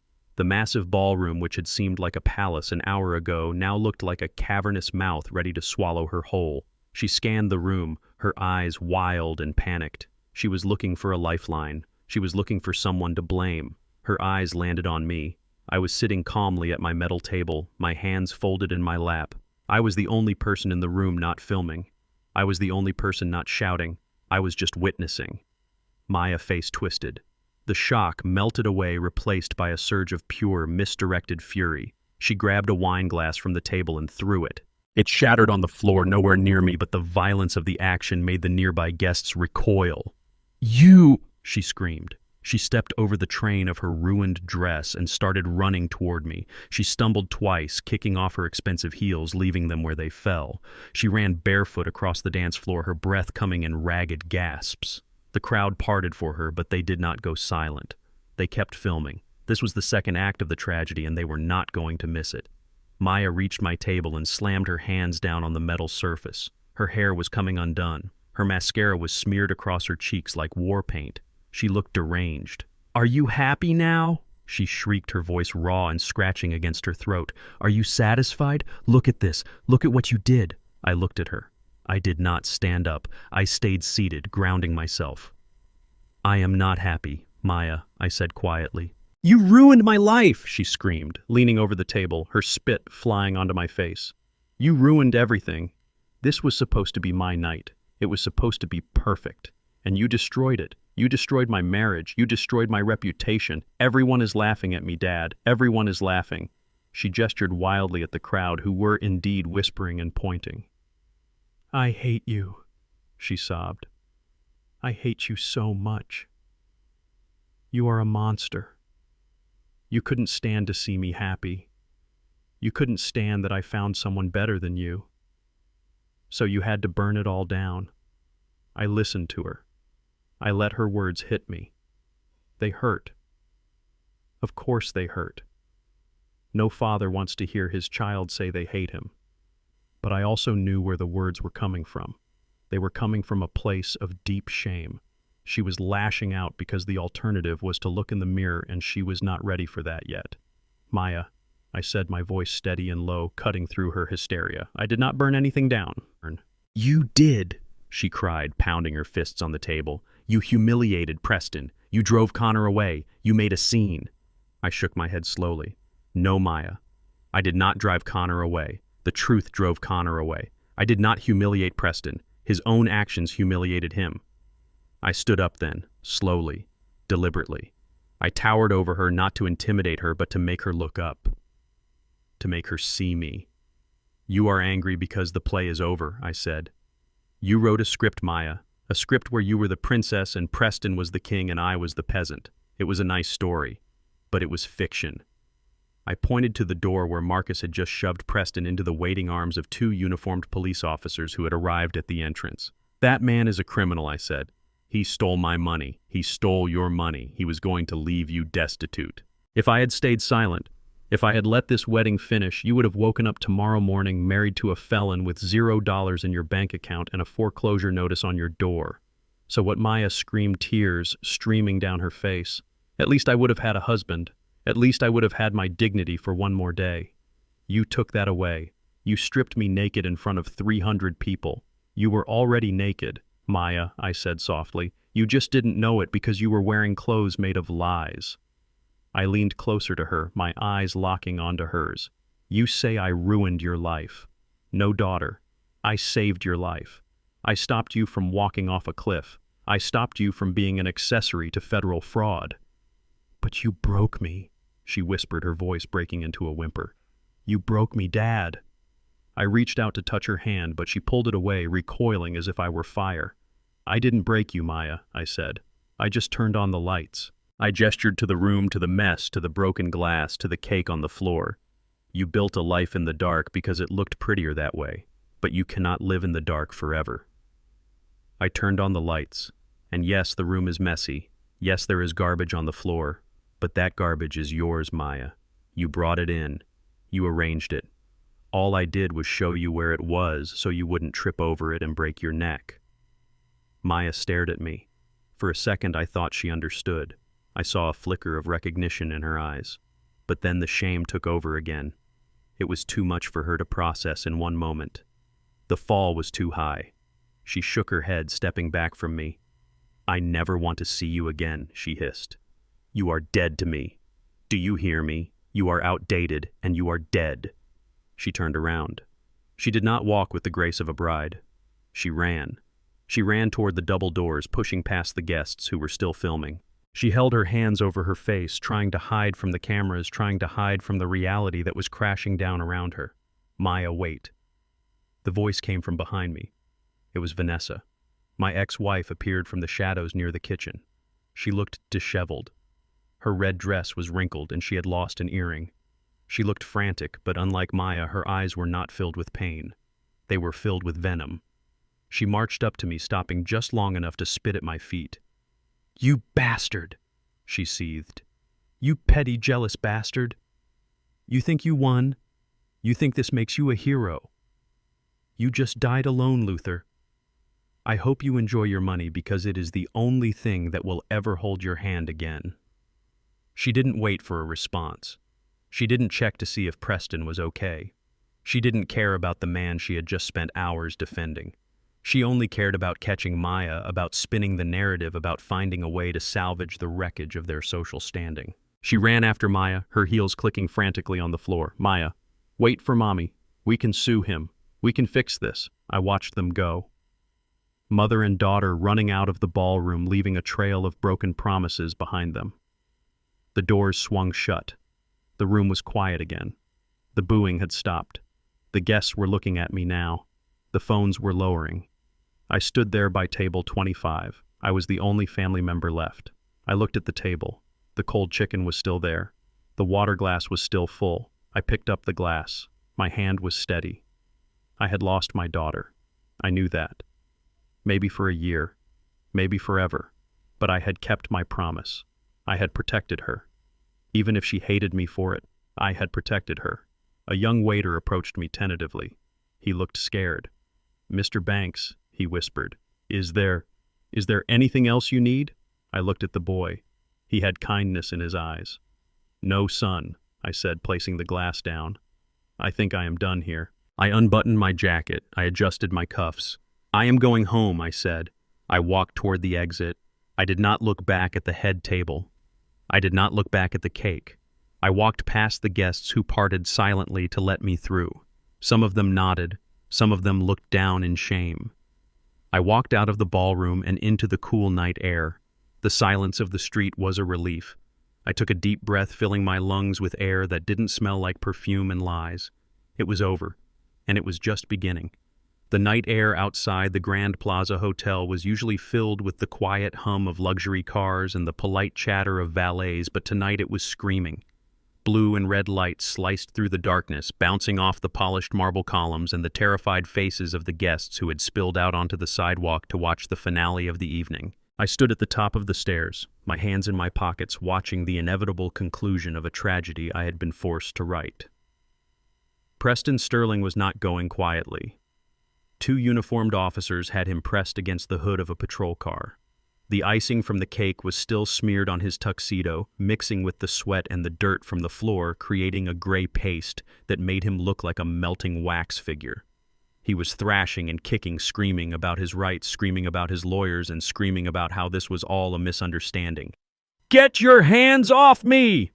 he bellowed, his voice cracking with desperation. "Do you know who I am? I am a community leader. I am a philanthropist. That man standing there is a liar. He is senile. He framed me." The officer securing his wrists did not care about his philanthropy. He cared about the federal warrant that had just popped up on his computer. "Preston Sterling, you are under arrest for wire fraud, identity theft, and forgery." The officer recited, his voice calm and bored. "Forgery." Preston screamed, spinning his head around to look at me. "I never forged anything." A man in a plain suit stepped out of an unmarked sedan that had pulled up behind the patrol cars. He walked up to Preston holding a plastic evidence bag. Inside was a stack of documents.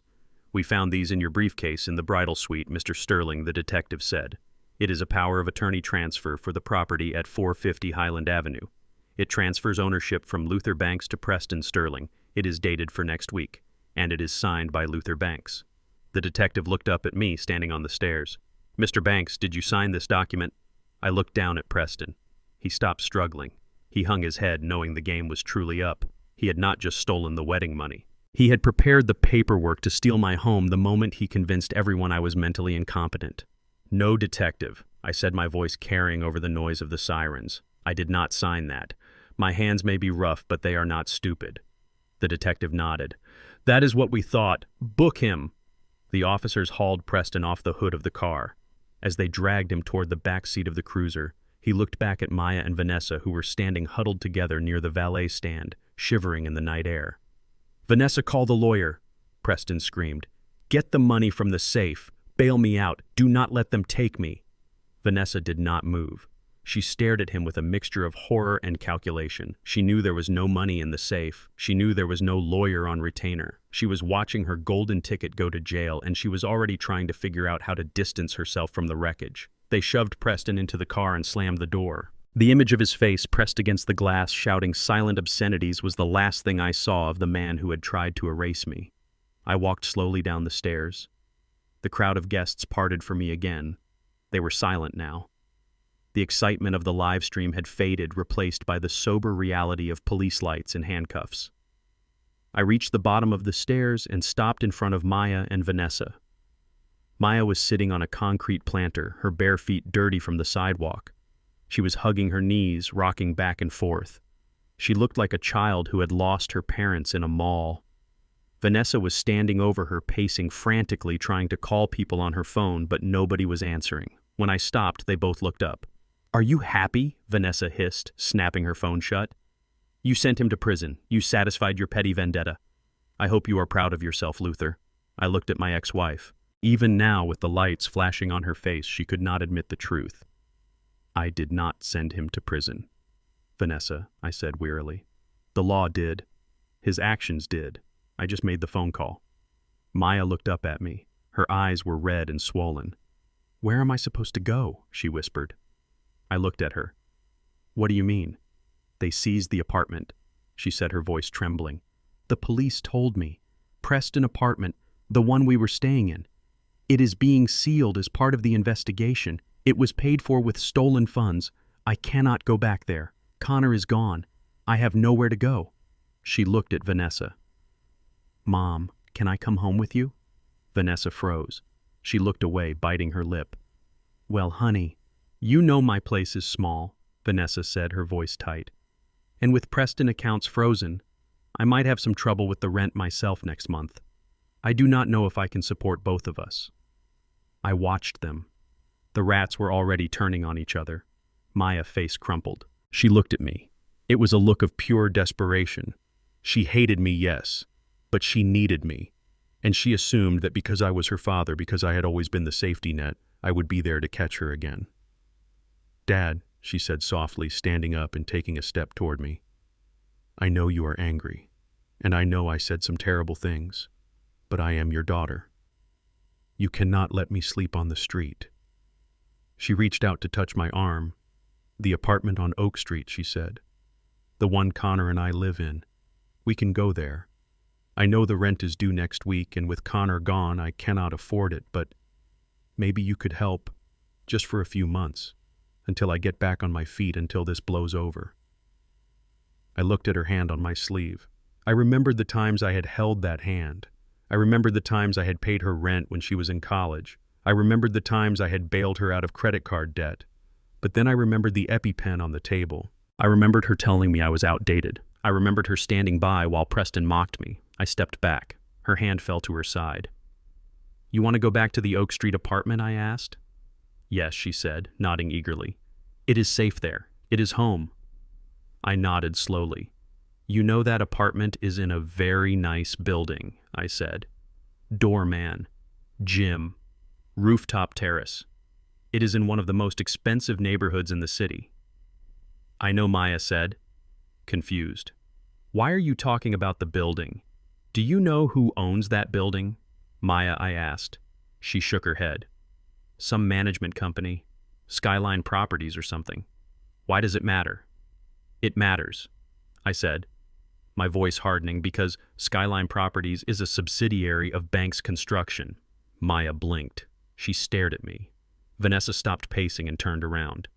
"What did you say?" Vanessa asked. "I own the building," I said simply. "I bought it 5 years ago. I renovated it. I manage it." Maya's mouth fell open. "You? You are my landlord." "I am," I confirmed. "And for the last 3 years, ever since you and Connor moved in, I have been the one approving your lease renewals." "But," Maya stammered, "but the rent is so high. We pay $2,500 a month. Connor always complained it was expensive, but we managed. I laughed. It was a dry, humorless sound. $2,500, I repeated. Maya, look around that neighborhood. Look at the listings. A 2-bedroom apartment with a terrace in that district goes for $5,000 a month. Minimum. Maya went pale. You have been paying half price, I said. I told the management office to subsidize your unit. I told them to list it as a promotional rate for family.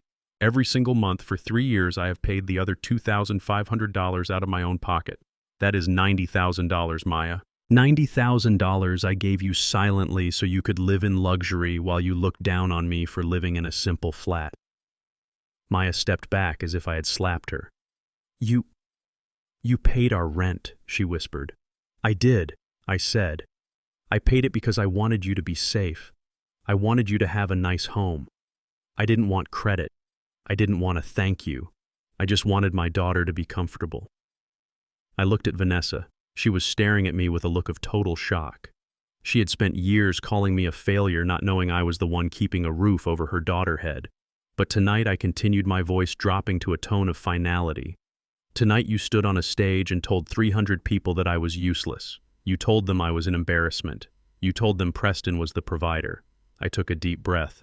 Well, Maya, the provider, is going to prison, and the embarrassment is going home. So what does that mean? Maya asked, her voice rising in panic. Dad, what does that mean? It means the subsidy is over, I said. I pulled my phone out. I tapped the screen, sending a message to the property manager. I just instructed the office to update your lease terms. Effective immediately, the rent for Unit 4B reverts to the market rate, $5,000 a month. Maya gasped. I cannot afford that. I don't have a job right now. I spent my savings on the honeymoon clothes. Connor is gone. How am I supposed to pay $5,000? That is not my problem, I said. The words felt heavy in my mouth, but they were necessary. You wanted to be independent, Maya. You wanted to be high class. You wanted to distance yourself from the bricklayer. Well, this is what independence looks like. It costs full price. But I will be evicted, she cried. They will throw me out. Then you better start looking for a job, I said. Or you better start looking for a cheaper apartment. There are plenty of places in the neighborhood I grew up in. The rent is cheap there. Of course, there is no doorman, and the roof leaks sometimes, but it builds character. Maya looked at me with horror. You are kicking me out. You are making your own daughter homeless. I am not kicking you out, I said. I am treating you like an adult. You are 30 years old, Maya. You are not a child anymore. You chose a life of image over substance. Now you have to pay the bill for that image. I turned to Vanessa. And Vanessa, I said, I suggest you check your own finances. I have a feeling Preston might have leveraged your condo too. Men like him don't usually leave any stone unturned. Vanessa's face went gray. She hadn't thought of that. She turned and started running toward the valet stand, screaming for her car. I looked back at Maya one last time. She was standing alone on the sidewalk, barefoot in her ruined wedding dress, shivering in the cold wind of reality. Dad, please, she whispered. I am going home, Maya, I said. I have to be up early tomorrow. I have a building to manage. I turned my back on her. It was the hardest thing I had ever done. Every instinct in my body screamed at me to turn around to hug her, to write a check to fix it. But I knew that if I fixed it now, I would break her forever. She needed to fall. She needed to hit the bottom so she could find her own feet. I walked toward my old truck parked around the corner. It wasn't a luxury sedan. It had a dent in the bumper and it smelled like sawdust. But it was paid for. It was real. And as I started the engine and drove away, leaving the flashing lights and the weeping bride in the rearview mirror, I knew that for the first time in a long time, I was driving toward peace. The water of the lake was smooth as a sheet of glass, reflecting the gray morning sky like a mirror that had no cracks and no lies. I sat in my folding chair, the canvas stretched tight under my weight, watching the red and white bobber float lazily on the surface. For the first time in 30 years, I did not feel the urge to check the time. I did not feel the phantom weight of a cement bag on my shoulder. I did not feel the crushing pressure of hiding my success to protect the fragile egos of the people around me. The silence out here was different from the silence in my apartment. The silence in the apartment was lonely. The silence here was peaceful. It was the sound of a man who had finally put down a heavy load he had been carrying for too long. But peace is a fragile thing, especially when you have a smartphone in your pocket. It buzzed against my thigh, vibrating with a persistence that was almost aggressive. I did not reach for it. I knew who it was. It had been buzzing like that for 7 days. 53 missed calls from Maya, 28 missed calls from Vanessa, 12 voicemails from a number I did not recognize, which I assumed was whatever cheap lawyer they had managed to scrape together. I reeled in my line, checking the bait. The worm was gone, eaten by a clever fish that knew how to take what it wanted without getting hooked. I smiled. That fish had more survival instinct than my entire family. I cast the line back out the reel, singing a high, thin note as the lead weight hit the water with a satisfying plop. It had been a week since the wedding. A week since I walked out of the Grand Plaza and drove my old truck into the night. I had not gone back to the office. I had turned off my email notifications. I had spent the days driving, visiting the old neighborhoods where I used to lay brick, eating at diners, where they still served coffee in thick white mugs, and sleeping. Lord, I had slept. The kind of deep, dreamless sleep that only comes when you stop running from the truth. But while I was sleeping, my daughter world was burning down. I knew the details not because I answered the phone, but because David, my assistant, kept me updated. He told me the fallout had been swift and brutal. The FBI had seized Preston assets within 24 hours. The luxury apartment that Maya and Vanessa were so proud of turned out to be leased under one of Preston's shell companies. The rent hadn't been paid in 4 months. The eviction notice was served on Tuesday. I tried to imagine it. I tried to imagine Vanessa watching the movers carry her designer furniture out to the curb. I tried to imagine Maya standing there in her expensive clothes, realizing that she didn't own a single square inch of the floor she was standing on. David told me they were staying at the Starlight Motel on the edge of the industrial district. It was a place I knew well. I had renovated the roof there back in the 90s. The walls were thin, the carpet smelled like stale cigarettes, and the neon sign buzzed all night long. It cost $40 a night. It was a long way from the penthouse. My phone buzzed again. This time it was a text message. I pulled it out and glanced at the screen. "Dad, please." "Dad. We are hungry." I stared at the words. Hunger. It was a powerful motivator. I remembered hunger. I remembered eating instant noodles for dinner so Maya could have fresh fruit. I remembered skipping lunch so I could buy her a new winter coat. I had spent my life protecting her from hunger. And look where that had gotten us. I put the phone back in my pocket. I did not reply. If I fed her now, she would never learn how to hunt. I packed up my gear. The sun was getting high and the fish had stopped biting. It was time to go back. Not to save them, but to face them. I knew they would come. Desperation makes people bold, and Maya had run out of options.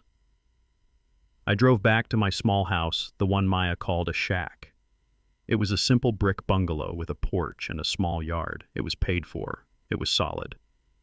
As I pulled into the driveway, I saw a taxi idling at the curb. The back door opened and Maya stepped out. I barely recognized her. The polished, glowing bride from last week was gone. In her place was a woman who looked like she hadn't slept in days. Her hair was pulled back in a messy knot. She was wearing a pair of sweatpants and a stained hoodie. Her face was pale, her eyes sunken and rimmed with dark circles. She looked older. She looked broken. She saw my truck and started running toward the house. She didn't wait for me to get out. She ran up the walkway, her movements frantic and jerky. "Dad," she screamed. "Dad, stop. Do not go inside." I ignored her. I grabbed my tackle box and walked up the steps to my porch. I unlocked the front door and stepped inside, closing it firmly behind me. I heard her footsteps pounding on the wood of the porch a second later. Then the banging started. "Dad, open the door," she yelled, pounding her fists against the solid oak. "Please, you have to talk to me. I know you are in there. I saw you." I walked into the kitchen and set my tackle box down on the counter. I filled a glass with water and drank it slowly. The pounding continued, getting more desperate. "Dad, please," she sobbed. "I have nowhere else to go. The motel. They kicked us out." Mom credit card bounced. "We have been sitting on the curb for 2 hours. I don't have any money for the taxi. He is waiting. He says he is going to call the police if I don't pay him." I walked into the living room and looked at the monitor for the security system. The camera mounted by the doorbell gave me a fisheye view of my daughter. She was slumped against the doorframe, tears streaming down her face. She looked small and pathetic. I pressed the button for the intercom. "You should have thought about that before you got in the taxi, Maya," I said, my voice coming out of the small speaker on the porch. Maya jumped, looking around for the source of the voice. She stared into the camera lens, her face distorted and close up. "Dad," she cried. "Stop punishing me. I get it, okay, I get it. I was stupid. I was wrong. Preston is a crook. You were right. You were right about everything. Now please open the door. I am hungry. I am tired. I just want to come home." "Home," I repeated. "You said this house was a dump, Maya. You said it smelled like old people. You said you were embarrassed to bring your friends here." "I was wrong," she wailed, sliding down to her knees on the doormat. "I didn't mean it. I was just trying to impress Preston." "Please, Dad, just let me in. I will sleep on the couch. I will clean the house. I will do anything." I watched her on the screen. It would be so easy to open the door. It would be so easy to let her in, to make her soup, to tell her it was going to be okay. That is what I had done for 30 years. Every time she fell, I picked her up. Every time she made a mistake, I paid the bill. And that was why she was kneeling on my porch right now, because I had never let her feel the impact of the ground. "I cannot do that, Maya," I said. "Why?" she screamed, hitting the door again. "Why do you hate me?" "I don't hate you," I said calmly. "But I am not your ATM anymore, and I am not your safety net. You are 30 years old. You made a choice. It is not just about a place to stay." "Dad," she pleaded, her voice dropping to a terrified whisper, "it is the debts, the wedding vendors, the florist, the band, the venue. They are all coming after me. Preston signed the contracts, but he put my name as the guarantor. They say I owe them $60,000. They are threatening to sue me. They are going to garnish my wages if I ever get a job." She pressed her forehead against the wood. "Dad, you have money," she whispered. "I know you do. You have millions. You bought the building. You paid for the dinner. 60,000 is nothing to you. Please, just write the check. Just make it go away. I promise I will pay you back. I will work for you. I will do anything. Just save me one last time." I looked at the checkbook sitting on my desk. $60,000. It was a lot of money to most people. To me, it was a rounding error. I could write that check in 30 seconds and she would be free. She would be safe. But she wouldn't be saved. If I wrote that check, she would learn that tears and apologies are a currency. She would learn that she can burn down a village and her father will always be there to rebuild it. She would never learn to hold a hammer herself. I leaned closer to the intercom microphone. "I cannot help you with that, Maya," I said. "What do you mean you can't?" she sobbed. "You have the money. Just transfer it. Just wire it to their accounts. It takes 5 minutes." I paused. I let the silence stretch out between us. I let her hear the wind in the trees and the sound of the taxi engine idling at the curb. "I am sorry, Maya," I said, my voice cold and final. "But you told the whole world that I am outdated. You said I don't understand the modern world." "Dad, don't," she begged. "Well," I continued, "I guess you were right. I am just an old bricklayer. I don't know how to use those fancy wire transfers. I don't know how to use digital banking. Those things are for modern people. People who fit the image." "Dad, stop it," she screamed. "Stop mocking me." "I am not mocking you," I said. "I am agreeing with you. You wanted a modern life. You wanted a life of image. Well, now you have the modern problems that come with it, and I am too old and too outdated to fix them. But what am I going to do?" she whispered. "You are going to figure it out," I said. "You are going to get a job, maybe 2 jobs. You are going to negotiate with those vendors. You are going to set up a payment plan. You are going to learn the value of $1 because for the first time in your life you are going to have to earn it. Dad, please." "Goodbye, Maya," I said. I released the intercom button. The connection cut with a sharp click. I watched on the monitor as she stared at the camera. She waited. She waited for the door to open. She waited for the old Luther, the pushover Luther, to come out and save her. But the door stayed closed. After 5 minutes, the taxi driver got out of the car. He was a big man, and he looked angry. He walked up the path and grabbed Maya by the arm. I couldn't hear what he said, but I saw him pointing at the meter. Maya looked back at the camera one last time. Her face was a mask of total defeat.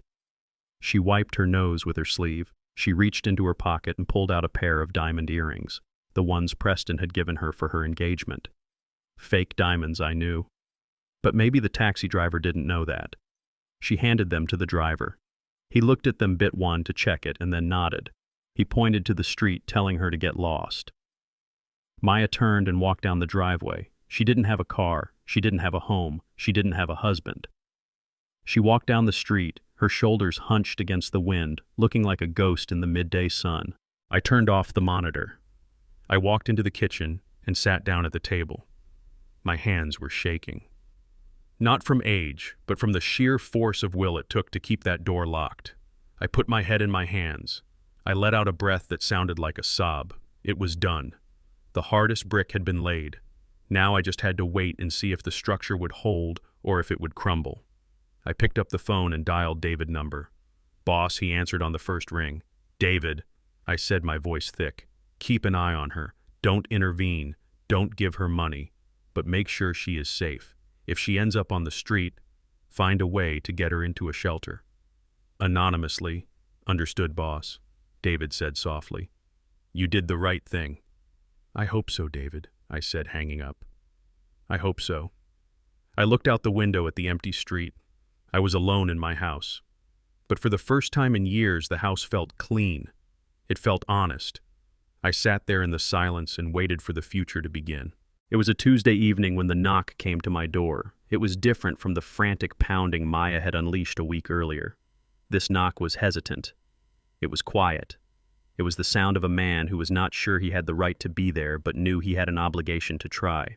I was sitting in my living room reading a book on architectural history, enjoying the silence that had become my new best friend.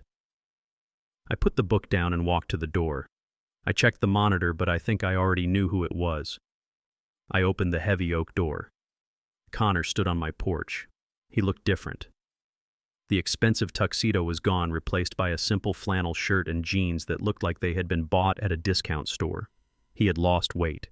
His face was pale, and there were shadows under his eyes that spoke of sleepless nights and hard decisions. But his eyes were clear.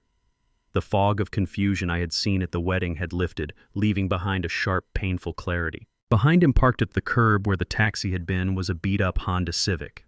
It was older than my truck. He didn't try to step inside. He didn't ask for water. He just stood there holding a thick white envelope in his hands, his knuckles white from gripping it so tight. "Mr. Banks," he said, his voice raspy, "I am sorry to disturb you. I know you probably don't want to see anyone from that side of things right now." I leaned against the doorframe, crossing my arms. "I am listening, Connor." He took a deep breath, steadying himself. "I moved out," he said. "I left the apartment on Oak Street the day after the wedding. I took my clothes and my laptop, and that is it. I am staying in a studio apartment over on the east side. It is small. The radiator clanks all night, but I pay for it myself." I nodded slowly. The east side. It was a working-class neighborhood. No doormen, no rooftop terraces. "Good," I said. "It is a start." Connor looked down at the envelope in his hands. He stepped forward, extending it to me. "I got a new job," he said. "I quit the firm I was at. Preston had gotten me that job through one of his connections, and I couldn't stay there. I felt dirty walking through the doors. So I am freelancing now, fixing code for small businesses. It is not much money yet." He pushed the envelope closer to me. "This is $2,000, Mr. Banks. It is everything I have left after the deposit on the studio. I know the wedding cost you over $100,000. I know this is a drop in the bucket. But I calculated my share of the meal and the drinks and the suit rental. I want to pay you back. I will bring you another envelope next month. And the month after that. It might take me 10 years, but I will pay back every cent of my share of that night." I looked at the envelope. Then I looked at the boy. He wasn't doing this for show. There were no cameras here. There was no Maya to impress. He was doing this because he needed to clean his soul. He needed to wash away the stain of complicity. He was offering me his survival money, his food money, just to look me in the eye without shame. I reached out and took the envelope. It felt light, but it carried the weight of a man's integrity. I held it for a moment, feeling the texture of the paper. Then I slipped it into my pocket. "I accept your payment, Connor," I said. Connor let out a breath he seemed to have been holding for days. His shoulders sagged with relief. "Thank you, sir. I just wanted to make it right." He turned to leave. He had done what he came to do. He didn't expect forgiveness. He didn't expect kindness. He just wanted to clear his ledger. "Connor," I called out. He stopped on the top step and turned back. "Yes, sir." "Do you drink beer?" I asked. He blinked, confused. "Excuse me, I have a six-pack of local lager in the fridge, I said, stepping back and opening the door wider. It is not that fancy champagne you were drinking last week, but it is cold. And I bought it with honest money. Connor stared at me. His eyes welled up just a little, but he fought it back. A slow, genuine smile spread across his tired face. I would love a beer, sir. Come in, son, I said. He stepped over the threshold, the same threshold I had barred Maya from. We walked into the kitchen. I handed him a cold bottle. We didn't sit in the formal living room. We went out to the back porch and sat on two plastic lawn chairs overlooking my small garden. The sun was setting, casting long orange shadows across the grass. We sat in silence for a long time, just drinking the beer and watching the light fade. It was a comfortable silence. The kind of silence shared by two men who have been through a war and survived. She calls me, you know, Connor said quietly, breaking the silence. Maya.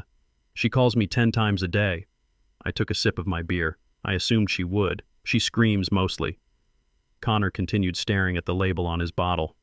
She blames me for leaving.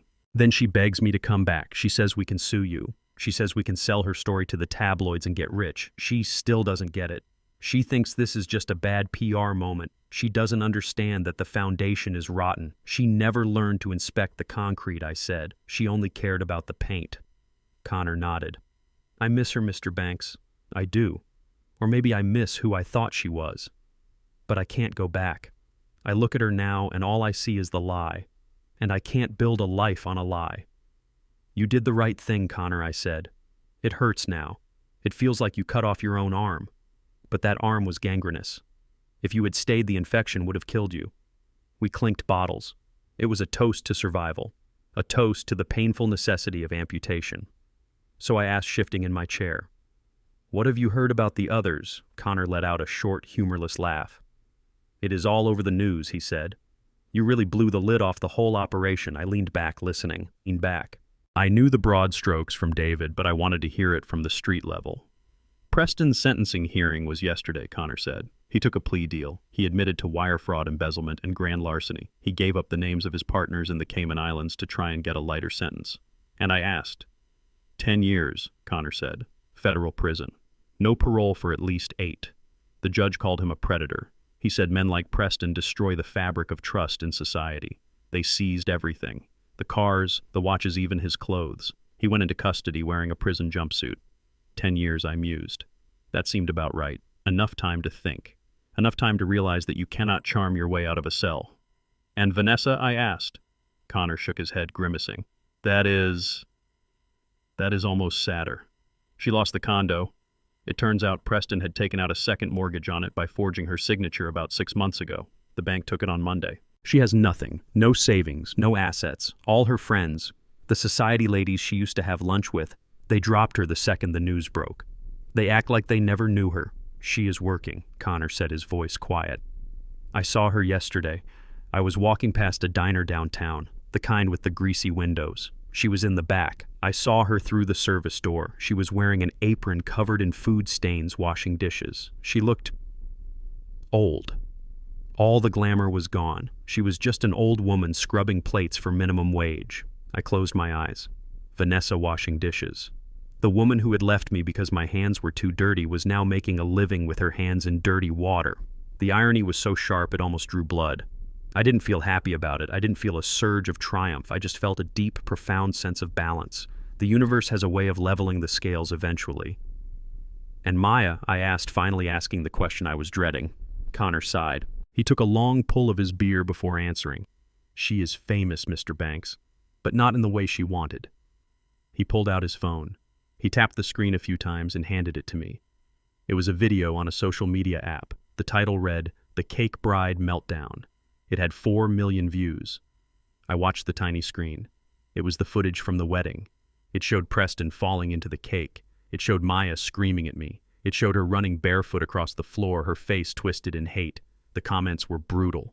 Gold digger, daddy's money. She deserved it. Fake tears. She tried to go back to her marketing job, Connor said, taking the phone back. But the company fired her the next day. They said she was a liability to their brand.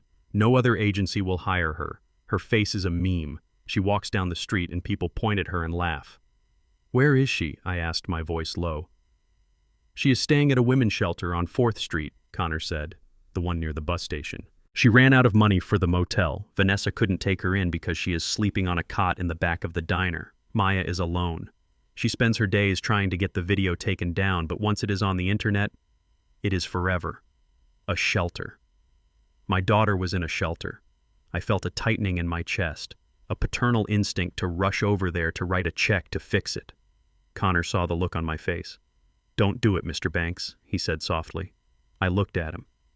"I went to see her," Connor said. "Before I came here. I offered to help her find a cheap room. I offered to lend her some money for food. And I asked. She spit at me," Connor said. "She told me I was a traitor. She told me she didn't want my charity. She said she was going to find a new millionaire. She said she was going to show us all." He shook his head sadly. "She hasn't learned, sir. She is still falling. If you help her now, you are just resetting the clock. She needs to hit the bottom, the real bottom." I nodded slowly. He was right. He was wiser than I was at his age. He understood that sometimes love means letting someone break so they can be put back together the right way. "You are a good man, Connor," I said. "I tried to be," Connor said. "I failed for a while, but I am trying again." We finished our beers in the twilight. The air was getting cool. I stood up.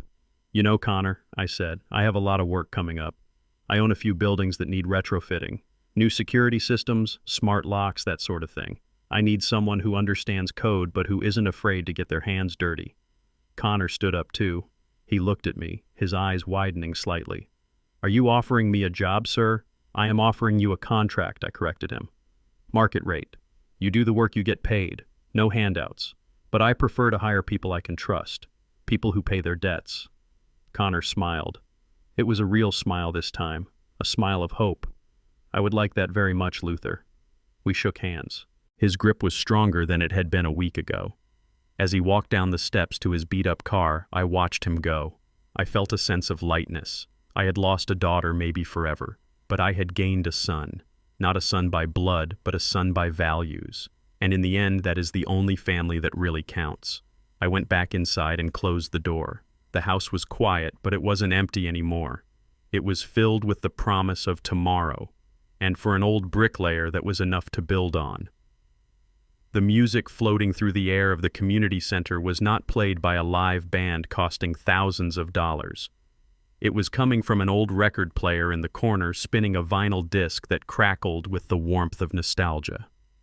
It was a waltz. The rhythm was simple. 1, 2, 3. 1, 2, 3. It was the heartbeat of a simpler time, and for the first time in months, my own heart was beating in perfect sync with it. I moved across the polished wooden floor, my hand resting gently on the waist of a woman named Clara. Clara was 72. She had silver hair that she wore loose and a laugh that sounded like wind chimes. She did not wear diamonds. She wore a simple blue dress that matched her eyes, and her hands were rough just like mine. She was a retired nurse. She had spent 40 years changing bedpans and holding the hands of the dying. She knew what real work was. She knew what real life was. "You are a wonderful dancer, Luther," she said, looking up at me with a smile that reached her eyes. "You have a very strong lead. I feel safe with you." Safe. The word echoed in my mind. At the wedding, Maya had told me I was outdated. She had told me I was an embarrassment. She had looked at my sturdy frame and saw only a stumbling block to her social ascension. But here, in this room with the smell of floor wax and old coffee, I was not outdated. I was a protector. I was a partner. "Thank you, Clara," I said, my voice soft. "It has been a long time since anyone told me that." We spun slowly near the window. Outside, the autumn leaves were falling, drifting down to cover the earth in a blanket of gold and brown. It was the season of change. The season of letting go. I looked around the room. There were no influencers here. There were no investors from Dubai. There were no people pretending to be richer or younger or happier than they actually were. There were just people. People with wrinkles that told stories of survival. People with scars they did not try to hide with makeup. I thought about Connor. He was at my office right now, working late on a new security protocol for the apartment buildings. He had sent me a text earlier, just a picture of a sandwich he had made for dinner with the caption, "Living within my means." It made me smile. He was learning. He was growing. He He was becoming the son I had always wanted, and he was doing it the hard way, brick by brick. I thought about Maya. The pain of her absence was still there. It was a dull ache, like a fracture that acts up when it rains. I knew she was still in the shelter. I knew she was struggling.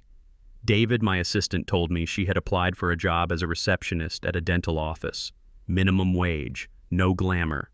I hoped she would get it. I hoped she would learn that there is dignity in answering phones and filing paperwork. I hoped that one day she would understand that the money she earned with her own sweat would taste sweeter than any champagne bought with lies. But I did not call her. For 30 years, I thought that loving my daughter meant fixing her problems. I thought that being a good father meant smoothing the road so she would never stumble. I was wrong. The greatest act of love I ever performed was closing that door and letting her face the storm alone. I had to let her fall so she could learn how to stand up. Clara squeezed my hand, bringing me back to the present. "You went away for a second there, Luther," she said gently. "Everything all right?" I looked at her. I looked at the kindness in her face, a kindness that did not ask for a credit check, a kindness that did not care about the brand of my suit. "I am better than all right, Clara," I said. "I am just grateful. Grateful for what she asked. Grateful that I finally found the right room," I said. The song ended. We stopped moving, but we did not let go of each other. The other couples applauded, a polite, genuine sound that filled the small hall. I clapped too. I was clapping for the music. I was clapping for Clara. But mostly I was clapping for myself. I had spent so much time trying to fit into a world that did not value me. I had tried to squeeze my square peg into the round hole of my vanity. I had accepted the insults. I had accepted the seat by the toilet. I had accepted the role of the outdated relic.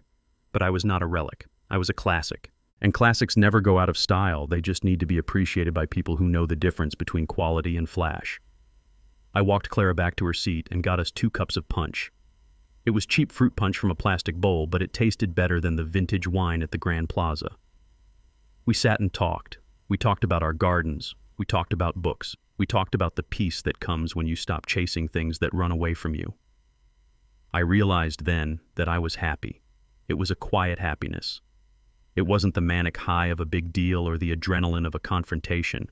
It was the steady warmth of a fire in the hearth. I had my dignity. I had my business.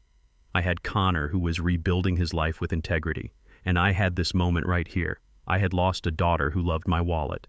But I had found a life that loved my soul.